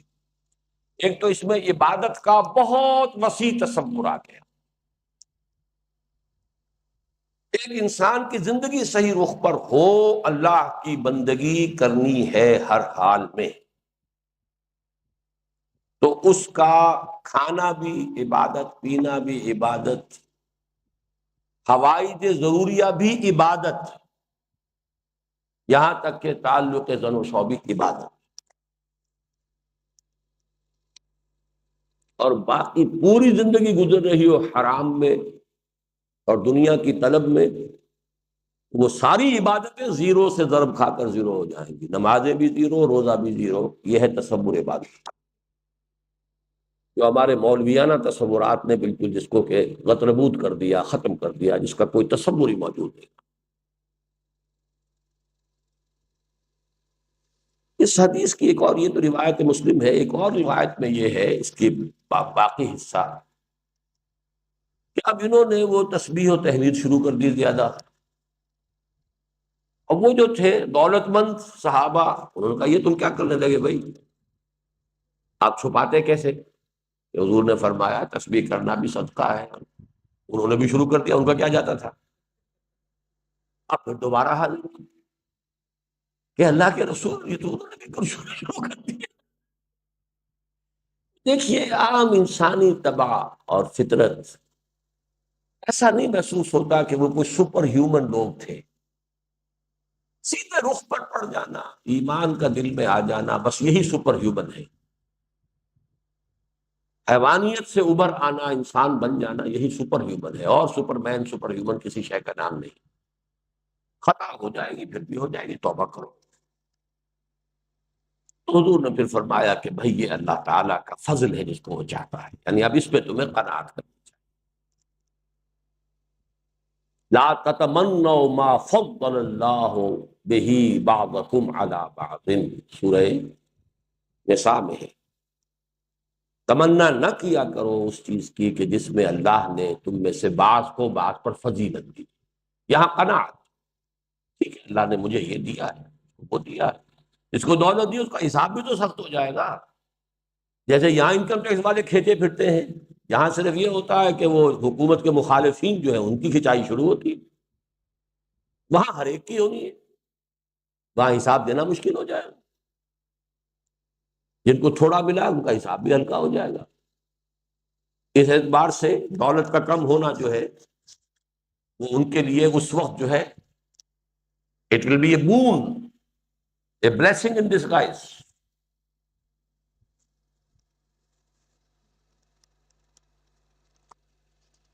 عن ابی ہریرہ رضی اللہ عنہ قال، حضرت ابو ہریرہ ہی سے ایک اور روایت ہے، فرماتے ہیں قال رسول اللہ صلی اللہ علیہ وسلم کل سلامہ من الناس علیہ صدقۃ کل یوم تطلع فیہ الشمس، انسانوں کے ہر جوڑ پر ایک صدقہ واجب ہے، ہر روز، ہر روز جو طلوع ہوتا ہے تو ہر جوڑ کا صدقہ۔ یہ انگلی کا جوڑ ہی اگر لاک ہو جاتا، آج صبح آپ اٹھتے ہو یہ لاک ہے تو کیا ہوتا؟ گھٹنا لاک ہو جاتا، کونی لاک ہو جاتی۔ صبح کو انسان اٹھے کہ میں بھلا چنگا ہوں، کل یوم تطلع فی الشمس، ہر دن جس میں کہ سورج جو ہے طلوع ہوتا ہے اس میں ہر جوڑ پر ایک صدقہ واجب۔ اس کو شیخ سعدی نے بہت خوبی سے کہا ہے، ہر سانس جب انسان کے اندر جاتا ہے موجب تقویت ہوتا ہے، آکسیجن گئی قوت ملی، اسی کو برن کریں گے انرجی ملے گی۔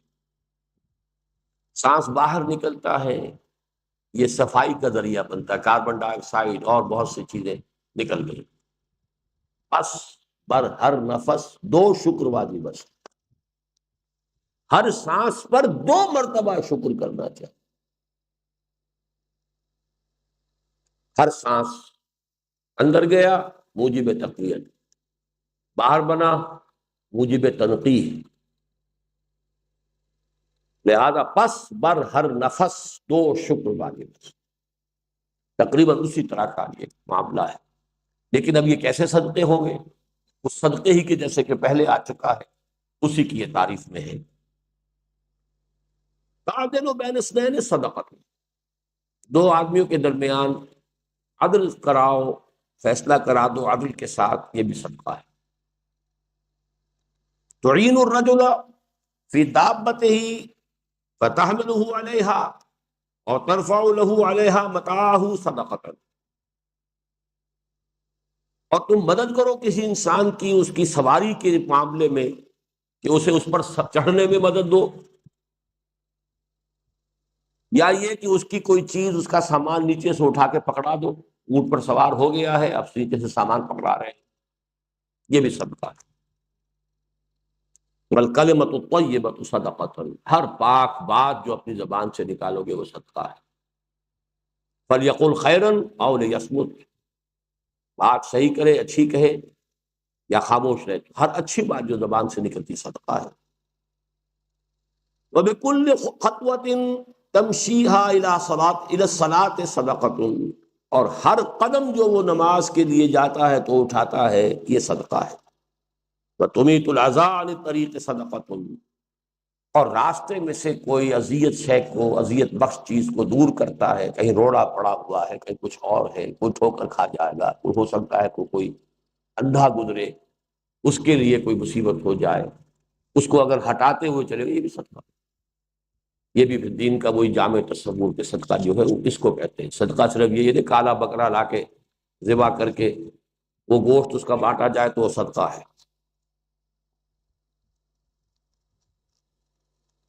عن النواس بن سمعان رضی اللہ عنہ عن النبی صلی اللہ علیہ وسلم، حضرت نواس ابن سمعان رضی اللہ عنہ حضور صلی اللہ علیہ وسلم سے روایت کرتے ہیں، قال، آپ نے فرمایا، البر حسن الخلق، اصل نیکی حسن اخلاق ہے. اس کو جوڑ لیجئے سبق نمبر 2 کے ساتھ قرآن کے. لیس البر ان تولوا وجوہکم قبل المشرق والمغرب ولکن البر من آمن باللہ الی آخر الآیہ. البر حسن الخلق، حسن اخلاق، حسن معاشرت، حسن معاملت، معاملہ ہے آپس میں صحیح ہو رہا ہے. والاسم ما حاک فی نفسک وکرہت ان یطلع علیہ الناس. یہ پھر وہی مضمون آ گیا جو پہلے آ گیا تھا. دع ما یریبک الی ما لا یریبک، ہر اس چیز کو چھوڑ دو جس سے تمہارے اندر خلجان پیدا ہو جائے، اس چیز کو قبول کرو، اختیار کرو جس سے خلجان نہ ہو. الاسم ما حاک فی صدرک، گناہ وہ ہے جو تمہارے سینے میں خلجان اور خلش پیدا. یہ پھر وہی ہے vote of confidence on human nature, human conscience. لا اقسم بالیوم القیامت ولا اقسم بالنفس اللوامہ، نفس لوامہ کی قسم کھائی گئی کہ انسان میں نیکی اور بدی کا شعور ودیت کیا گیا ہے. طبیعت انسانی جو ہے نیکی کی طرف مائل ہے، بدی سے روکنا چاہتی ہے، فطرت انسانی، اگرچہ وہ نفس امارہ کے چکر میں آ کے شیطان کے اغوا کا شکار ہو کر غلط راستے پر چلا جائے. لیکن یہاں ایک اور بات کہی ہے. ایک تو یہ نا کہ آپ کے اپنے سینے میں خلجان ہو گیا، آپ کا اپنا کانشنس، مائی کانشنس از بائٹنگ می، یہ ایک پہلو ہے. دوسرا پہلو آیا ہے، یہ سب سے زیادہ گہری حکمت ہے، اور اس کو وہی شخص سمجھے گا کہ جو جدید جو نظریات ہیں نفسیات کے، ان میں سے ینگ کے فلسفے کو جانتا ہے. ہر انسان کا ایک تحت الشعور ہے، ایک شعور ہے، ایک تحت الشعور ہے. وہ کہتا ہے کہ ہر قوم کا ایک اجتماعی تحت الشعور بھی ہوتا ہے، کلیکٹو سب کانشیس مائنڈ. ایک ہر انسان کا انفرادی کانشنس ہے، ایک نوع انسانی کا کلیکٹو کانشنس بھی، اجتماعی ضمیر. لہذا دوسری بات فرمائی، وَكَرِهْتَ، تجھے یہ ناپسند ہو کہ ان یطلع علیہ الناس، کہ لوگ اس پر مطلع ہو جائیں. اس کا کیا مطلب ہے کہ لوگوں کا وہ کلیکٹو کانشنس بھی جو ہے وہ بھی صحیح ہوتا ہے. تبھی تو آپ نہیں چاہتے کہ یہ معلوم ہو لوگوں کو. مطلب ہے آپ کو معلوم ہے کہ لوگوں کی کا جو اجتماعی تحت الشعور یا اجتماعی جو اس کا ضمیر ہے، کانشنس ہے، وہ بھی صحیح ہوتا ہے. وہ غلط بات کو غلط ہی سمجھتا، اور آپ اسی لیے نہیں چاہتے کہ اس کی اطلاع کسی کو ہو جائے، اس کو معلوم ہو جائے کسی کو. وَكَرِهْتَ أَن يُطَّلَعَ عَلَيْهِ، بعض روایات میں جو مجھے یاد ہے ان یطلع علیہ، کہ اس پر مطلع ہو جائیں لوگ. یہاں پر بجائے مجہول کے معروف صیغہ ہے ان یطلع علیہ الناس، کہ لوگ اس پر مطلع ہو جائیں، لوگوں کو اس کی اطلاع ہو جائے، لوگوں کے علم میں آ جائے یہ بات. یہ تمہیں ناپسند ہے اگر، تو پھر یہ چیز برائی ہے. تمہارے دل میں خلجان پیدا کیا برائی ہے۔ رواہ مسلم۔ وعن وابس بن معبد رضی اللہ عنہ قال، اب یہاں انہوں نے ایک حدیث میں دو جمع کر دی ہے، اس سے پہلے بھی ایک دفعہ ایسا ہوا ہے۔ حضرت وابسہ ابن معبد رضی اللہ عنہ فرماتے ہیں جئتا، میں حضور کی خدمت میں حاضر ہوا تو حضور نے فرمایا جئتا تسأل عن البر، وابسہ تم اس لیے آئے ہو کہ پوچھو کہ بر کسے کہتے ہیں، نیکی کسے کہتے ہیں؟ قلت نعم۔ اب یہ ہے حضور کا جو علم غیب، یعنی اللہ تعالیٰ نے مطلع فرما دیا کہ یہ وابسہ جو چل کر آپ کے پاس آ رہا ہے یہ پوچھنے آ رہا۔ قلت نعم، میں نے عرض کیا حضور صحیح ہے، آپ نے صحیح فرمایا، میں آپ سے یہی جاننا چاہتا ہوں بر کی تعریف کیا ہے۔ قال استفت قلبک، اپنے دل سے پوچھ لیا۔ یہ بھی وہی ووٹ آف کانفیڈنس ہے، ضمیر انسانی، ولا اقسم بالنفس اللوامہ۔ استفت قلبک، البر مطمئنت الیہ النفس واطمأن الیہ القلب، نیکی وہ ہے جس پر کہ انسان کی طبیعت اور انسان کا دل مطمئن ہو جائے، خلجان نہ ہو، تشویش نہ ہو، اس پر اطمینان ہو جائے۔ والاسم ما حاک فی النفس، اور بدی وہ ہے کہ جو طبیعت میں، جی میں خلجان اور تشویش پیدا کر دے، وتردد فی الصدر، اور سینے میں تردد پیدا کر دے۔ وَإِنْ أَفْتَاكَ النَّاسُ وَأَفْتُوكَ وَأَفْتَوْكَ،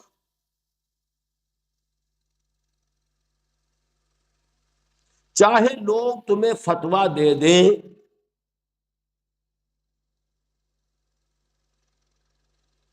اور یہ فتویٰ دہراتے رہے، وَإِنْ أَفْتَاكَ النَّاسُ وَأَفْتَوْكَ، فتویٰ دے تمہیں کہ یہ چیز ہے، جائز ہے، جائز ہے، جائز ہے، فتویٰ دیتے رہے، دل مطمئن نہیں ہے تو مت کرنا۔ پھر یہاں تو دوبارہ میں آپ کو یاد دلا دوں نور الدین زنگی کے ولی عہد کا معاملہ، مرض وفات میں تھے، اطباء نے کہا کہ اب تو شراب پینے سے کچھ امید ہے کہ جانور ہو سکتے ہیں۔ انہوں نے کہا وہ تو حرام ہے، تو میں کیسے پی سکتا ہوں؟ فرمایا کہ یہ تو جائز ہے، لاؤ کسی مفتی کا فتویٰ، جان بچانے کے لیے تو حرام سے کھائی جا سکتی ہے۔ مفتی صاحب کا فتویٰ آ گیا کہ ہو سکتا ہے دوسرے مسلک میں ناجائز ہو۔ چاروں مسالک کے مفتی حضرات کا فتویٰ آ گیا، انہوں نے چاروں کو بلا لیا۔ میرے دو سوالوں کا جواب دو، اگر اللہ مجھے شفا دینا چاہے تو کیا محتاج ہے اس شراب کا کہ اس کے بغیر مجھے شفا نہیں دے سکتا؟ کیا کہتے ہیں؟ منہ لٹکا کر کہا ہو گیا کہ نہیں جی اللہ تو محتاج تو نہیں۔ اچھا اگر اللہ کے علم میں میری موت کا وقت آ گیا ہے، کیا یہ شراب اسے ٹال دے گی؟ پھر منہ لٹکا دیا کہ جی ایسا تو نہیں ہے، اٹھاؤ اپنے یہ فتوے اور دفاع۔ وَإِنْ أَفْتَاكَ النَّاسُ وَأَفْتَوْكَ، فتوے کتنے دیں، اپنے دل کو دیکھو۔ حدیث حسن رویناہ فی مسند الامامین احمد بن حنبل والدارمی باسناد حسن، یہ جو ہے حدیث حسن ہے اور یہ مسند احمد بن حنبل اور مسند دارمی میں ہے۔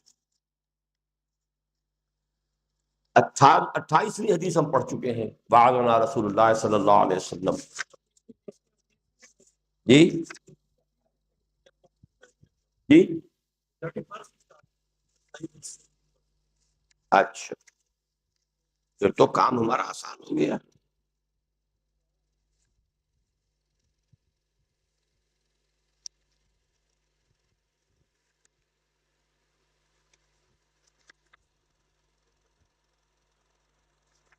اس کو چھوڑ دیجئے، 31ویں کو 32ویں پر آئیے۔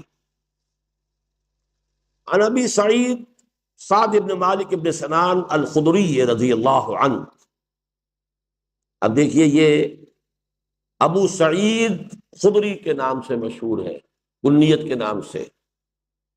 سعید، ابو سعید ان کی کنیت ہے. سعد ابن مالک ان کا نام ہے، سعد ابن مالک ابن سنان، کنیت ابو سعید. عن ابی سعید الخدری رضی اللہ عنہ ان رسول اللہ صلی اللہ علیہ وسلم قال لا ضرر ولا ضرار. یہ اسلام کے قانونی نظام کا ایک بہت اہم بڑا بنیادی جو ہے اصول ہے. حدیث حسن رواہ ابن ماجہ والدارقطنی وغیرہما مسندا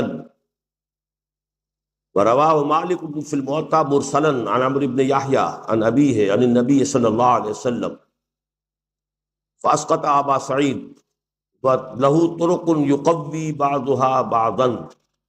یہ حدیث چونکہ نہ تو صحیح بخاری کی ہے نہ صحیح مسلم کی ہے، یہ سنن ابن ماجہ میں ہے. بہرحال حدیث کی کتابوں میں اس کا اتنا اونچا درجہ نہیں ہے، اس لیے یہ ساری بحث امام نووی نے کی ہے.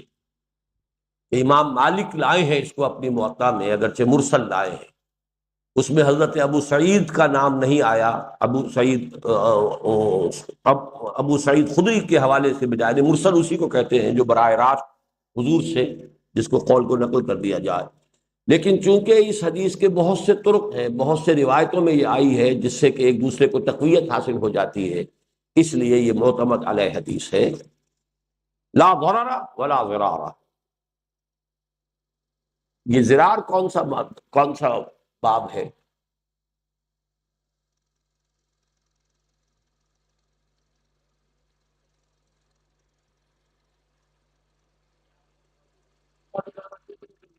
ادرا یضرر. اچھا، دار یضر. اچھا، آج تو آپ پاس کم ہو رہے ہیں، فیل زیادہ ہو رہے ہیں. در یضر سے ماشاء اللہ کچھ تو ہے. ہیں؟ جی، مفاعلہ کا مصدر ہے، صحیح. جیسے مقاتلہ سے قتال، مجاہدہ سے جہاد، منافقہ سے نفاق، مضاررہ مفاعلہ ضرار. لا ضرر ولا ضرار، نہ کسی کو ضرر پہنچاؤ. اب اس میں ضرار جو ہے چونکہ دو فریق ہوتے ہیں، اس کے دونوں معنی ہو گئے. نہ کسی سے ضرر کھاؤ، نہ ضرر پہنچاؤ، نہ کسی کو ضرر پہنچانے دو. تو اپنا بھی ہے تحفظ جو ہے وہ کرو. ایک ترجمہ یہ بھی کیا جاتا ہے کہ ضرر کا بدلہ نہ لو، لیکن میں اسے قوی نہیں سمجھتا. میرے نزدیک صحیح ترجمہ یہی ہے کہ نہ کسی کو چوٹ دو نہ چوٹ کھاؤ. لا ضرر ولا ضرار. اب یہ گویا کہ ہمارے معاملات جو ہیں انسانی، ان کے اندر ایک اصول ہوگا. ہر انسان کو اپنی جان اپنے مال کی تحفظ کا حق حاصل ہے. اسی لیے فرمایا ہے من قتل دون مالہ فہو شہید. جو شخص اپنے مال کی حفاظت کرتے ہوئے مارا جائے وہ شہید ہے. اس نے کسی کو قتل کرنے کا ارادہ نہیں کیا تھا، اس نے کسی کو نقصان پہنچایا نہیں تھا، وہ اپنے مال کی حفاظت، اپنی جان کی حفاظت کر رہا تھا. اس حوالے سے اس کو شہادت کا درجہ ملا. لا ضرر ولا ضرار، نہ ضرر پہنچانا ہے اور نہ ضرر پہنچنے دینا ہے اپنے آپ کو. یہ معاشرہ جو ہے اس طرح کا چوکس ہونا چاہیے. اسی ضمن میں بہترین قول جو ہے حضرت مسیح کا ہے، سانپ کی طرح چوکنے اور ہوشیار، اور فاختہ کی طرح بے ضرر بنو. فاختہ کسی کو ضرر جو ہے وہ نہیں پہنچاتی، لیکن سانپ بھی ایسا چوکنا رہتا، ضرر نہیں کھاتا. ہاں اس کو ضرر پہنچائی جائے تو عام طور پر بھی یہ ہے کہ کاٹتا نہیں ہے. وہ کاٹتا اسی وقت ہے جب اس کو اپنی جان کا اندیشہ ہو. اس کے اوپر کسی کا پاؤں آ گیا تو ظاہر بات ہے وہ تو سمجھ رہا ہے کہ مجھے مارنے لگا ہے، کاٹے گا، ڈسے گا۔ سانپ کے مانند ہوشیار کہ تمہیں کوئی ضرر پہنچا نہ سکے، لیکن فاختہ کے مانند بے ضرر بنو، لا غرر ولا ضرار۔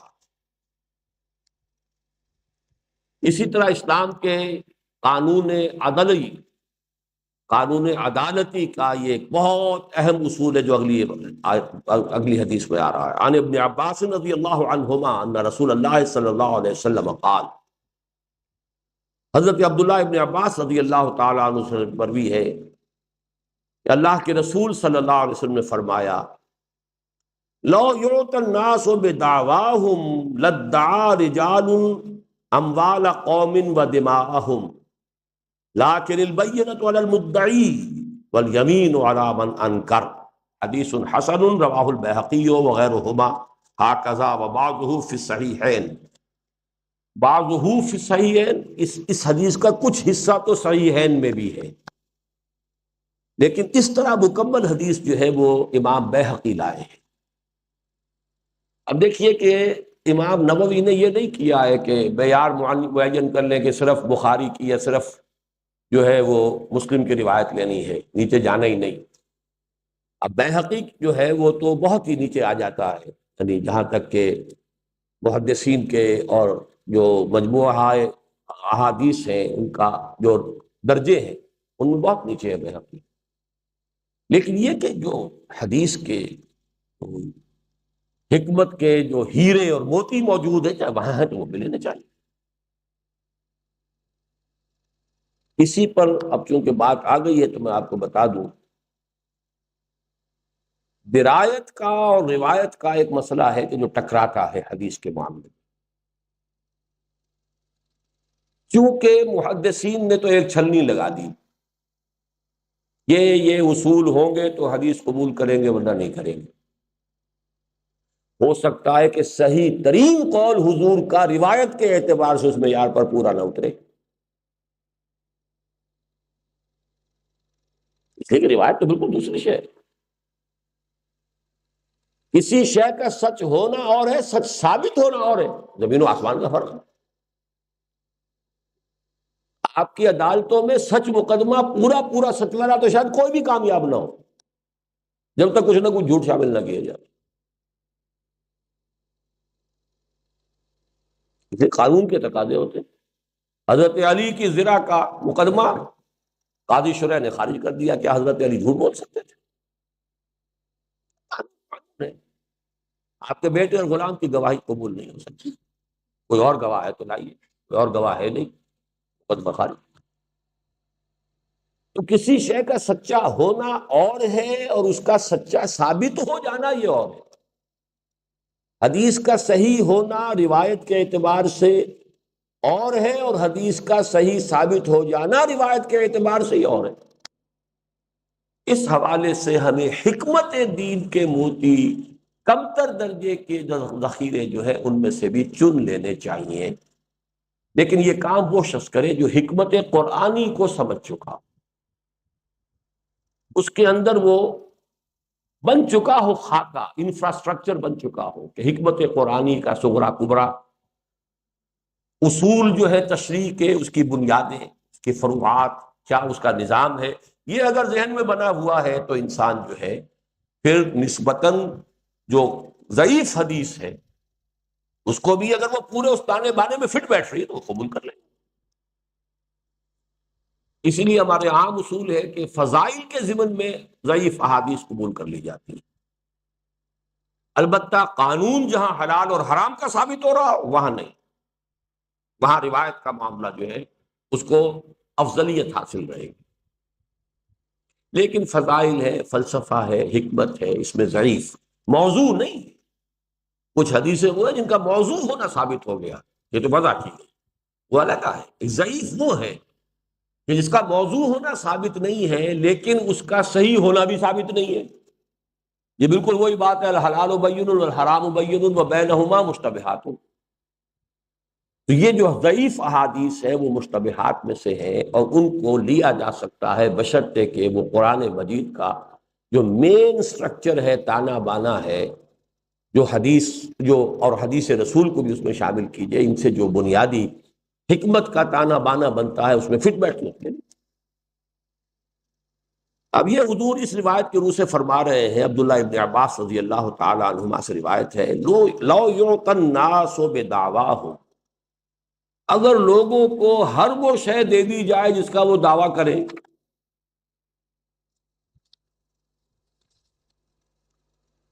لَادَّعَىٰ رِجَالٌ أَمْوَالَ قَوْمٍ، تو دعویٰ دائر کر دیں گے اور مدعی بن کر کھڑے ہو جائیں گے لوگ اپنی قوم کے سارے اموال کا، وَدِمَاءَهُمْ، اور ان کی جانوں کا،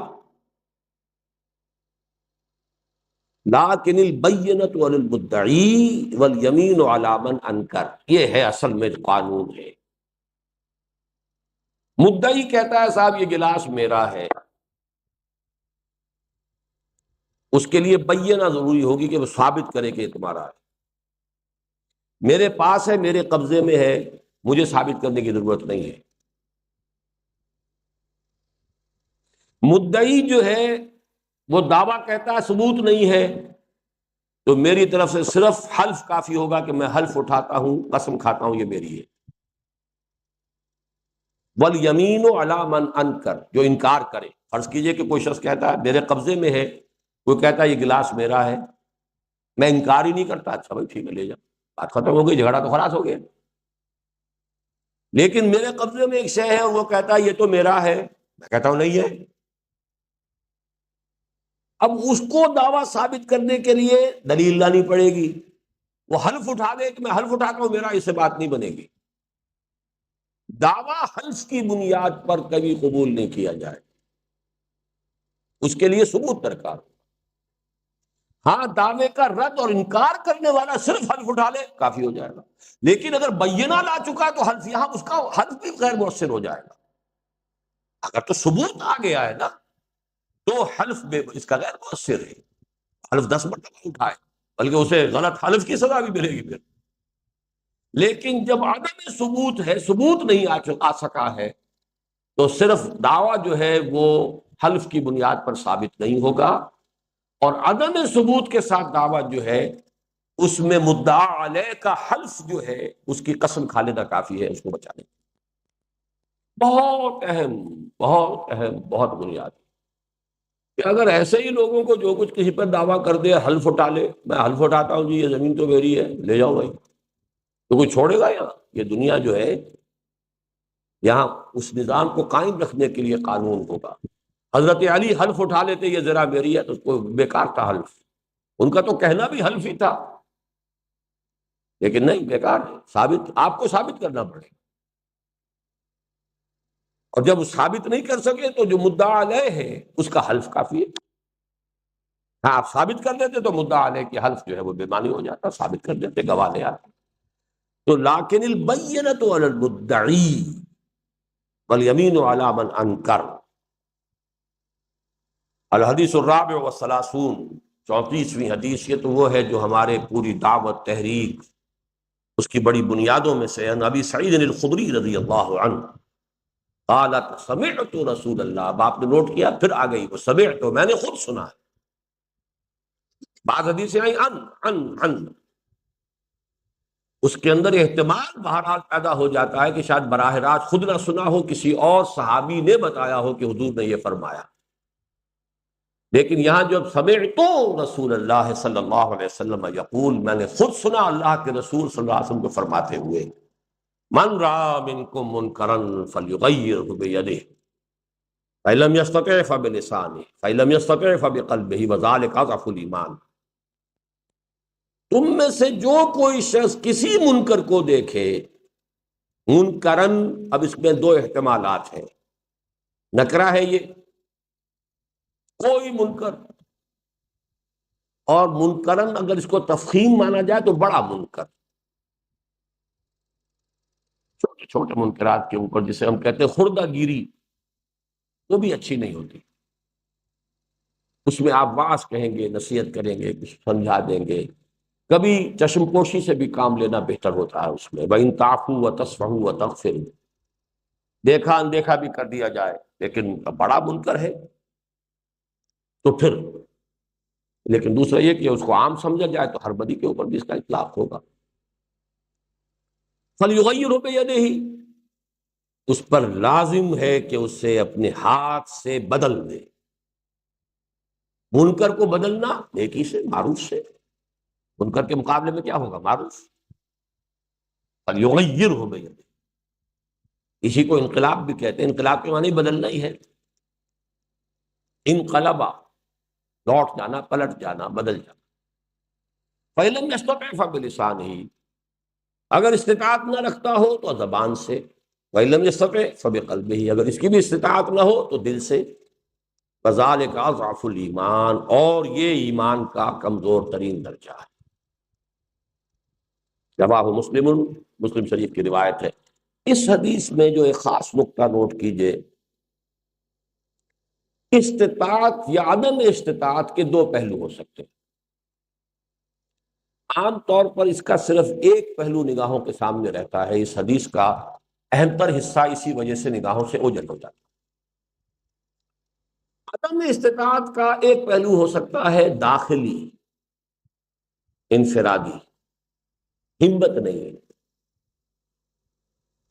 بڑی سے بڑی بات یہ ہے نا کہ آپ کہیں گے تو مار دیں گے، کوئی بات نہیں. کلمہ خیر سے اگر قتل ہو جائے تو کیا بات ہے. ایک یہ کہ ہمت نہ ہونا، ایک حکمت کے تحت کہ ابھی اس کے لیے ماحول سازگار نہیں ہے، ہمیں اس بدی کو روکنے کے لیے اجتماعی قوت فراہم کرنی ہوگی. استطاعت اجتماعی، یہ داخلی نہیں ہے، یہ خارجی ہے. حضور کی ہمت میں پہلے دن سے کوئی کمی نہیں ہو سکتی. اور حضور نے اگر 10 صحابہ کو بھی حکم دیا ہوتا کہ جاؤ سارے بت توڑ دو، دیر کیا لگتی تھی؟ 10 منٹ میں صفایا ہو جاتا. زیادہ زیادہ ان 10 کے جو ہے تکہ بوٹی کر دیتے. ہو سکتا ہے کہ 10 کے علاوہ اور 20 کو بھی تکہ بوٹی کرتے، تو 70 تو احد میں بھی شہید ہو گئے، اور 70 جو ہے وہ بیر معونہ، کون سا وہ بیر، اس میں شہید کر دیے گئے اصحاب صفہ. یہ کون سی بڑی بات. تو یہ عدم استطاعت داخلی تو یہ کہ اپنے اندر ہمت نہیں ہے. تو ٹھیک ہے، اگر اس کی ہمت نہیں ہے، طاقت استعمال کرنے کی آپ میں ہمت نہیں ہے کہ جان کا خطرہ ہے، چلیے پھر زبان سے تو کہو بھائی کہ لوگ اتنے آفنڈ نہ ہو جائیں گے میری جان ہی لے لیں. کہو تو صحیح.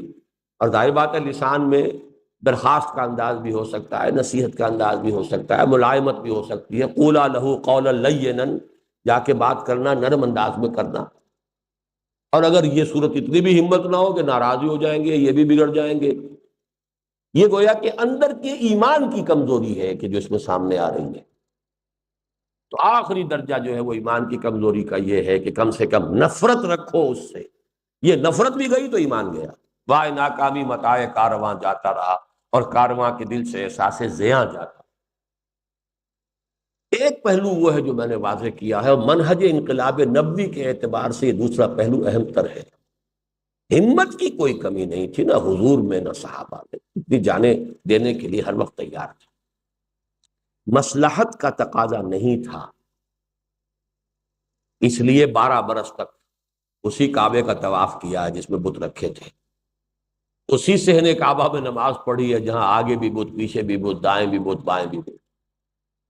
اور یہ تو میں پہلے تو کہا کرتا تھا صرف مکی دور کے 12 برس، 7 برس اور شامل کر لیجئے. سن 7 ہجری میں، ہجری فتح مکہ سے صرف 1 سال قبل جب عمرہ قضا کے لیے گئے ہیں تو اسی کعبے کا طواف کیا جس میں سارے بت موجود تھے.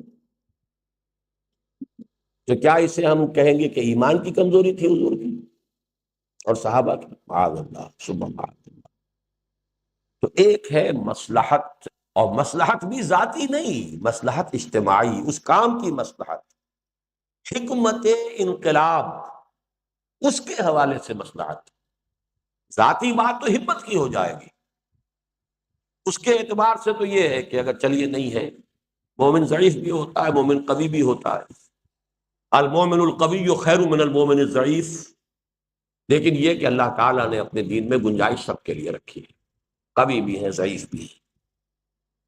لیکن یہ کہ اس کے اعتبار سے تو یہ بات واضح ہو گئی، اعلیٰ درجہ ہے آدمی مرنے کے لیے ہر وقت تیار رہے، اتنا نہ ہو تو چلے نرم الفاظ کے اندر کم سے کم نکیر تو کرے، اتنا بھی نہ ہو تو خاموش رہے، اپنے تالا بھی ڈالے رکھے زبان پر اور ہونٹوں پر، تو دل میں نفرت ضرور رکھے۔ جب یہ ختم ہو جائے گا تو پھر ایمان نہیں، ذالک حق الایمان۔ لیکن دوسرا پہلو اجتماعی جو میں نے عرض کیا ہے اس کو ہمیشہ سامنے رکھیے، اور یہ بہت اہم پہلو ہے۔ طاقت، وہ بھی طاقت تھی، اجتماعی طاقت فراہم کرنا کہ ایک جماعت وجود میں آ گئی ہو، مربوط ہو، مضبوط ہو، منظم ہو، سرفروشی کے لیے تیار ہو، جانے دینے کے لیے تیار ہو۔ سن 6 میں 1400 یا 1800 میں بیعت علی الموت کی ہے، بیعت علی الموت، بیعت رضوان، بیعت علی اللہ نفرہ، نہیں بھاگیں گے یہاں سے، اس پر بیعت کی ہے، معلوم ہو گیا طاقت ہے۔ پھر آپ نے چڑھائی کی ہے، پھر صلح کی پیشکش کو بھی رد کر دیا۔ صلح جب ٹوٹ گئی ان کی طرف سے تو پھر دوبارہ ان کی طرف سے جب ریویو کرنے کی درخواست آئی ہے، ریجیکٹ۔ یہ اس حدیث کا دوسرا پہلو ہے، استطاعت۔ السلام علیکم ورحمۃ اللہ وبرکاتہ۔ ہمارے اس نئے channel internal faith without music کو سبسکرائب کریں۔ آپ کا شکریہ۔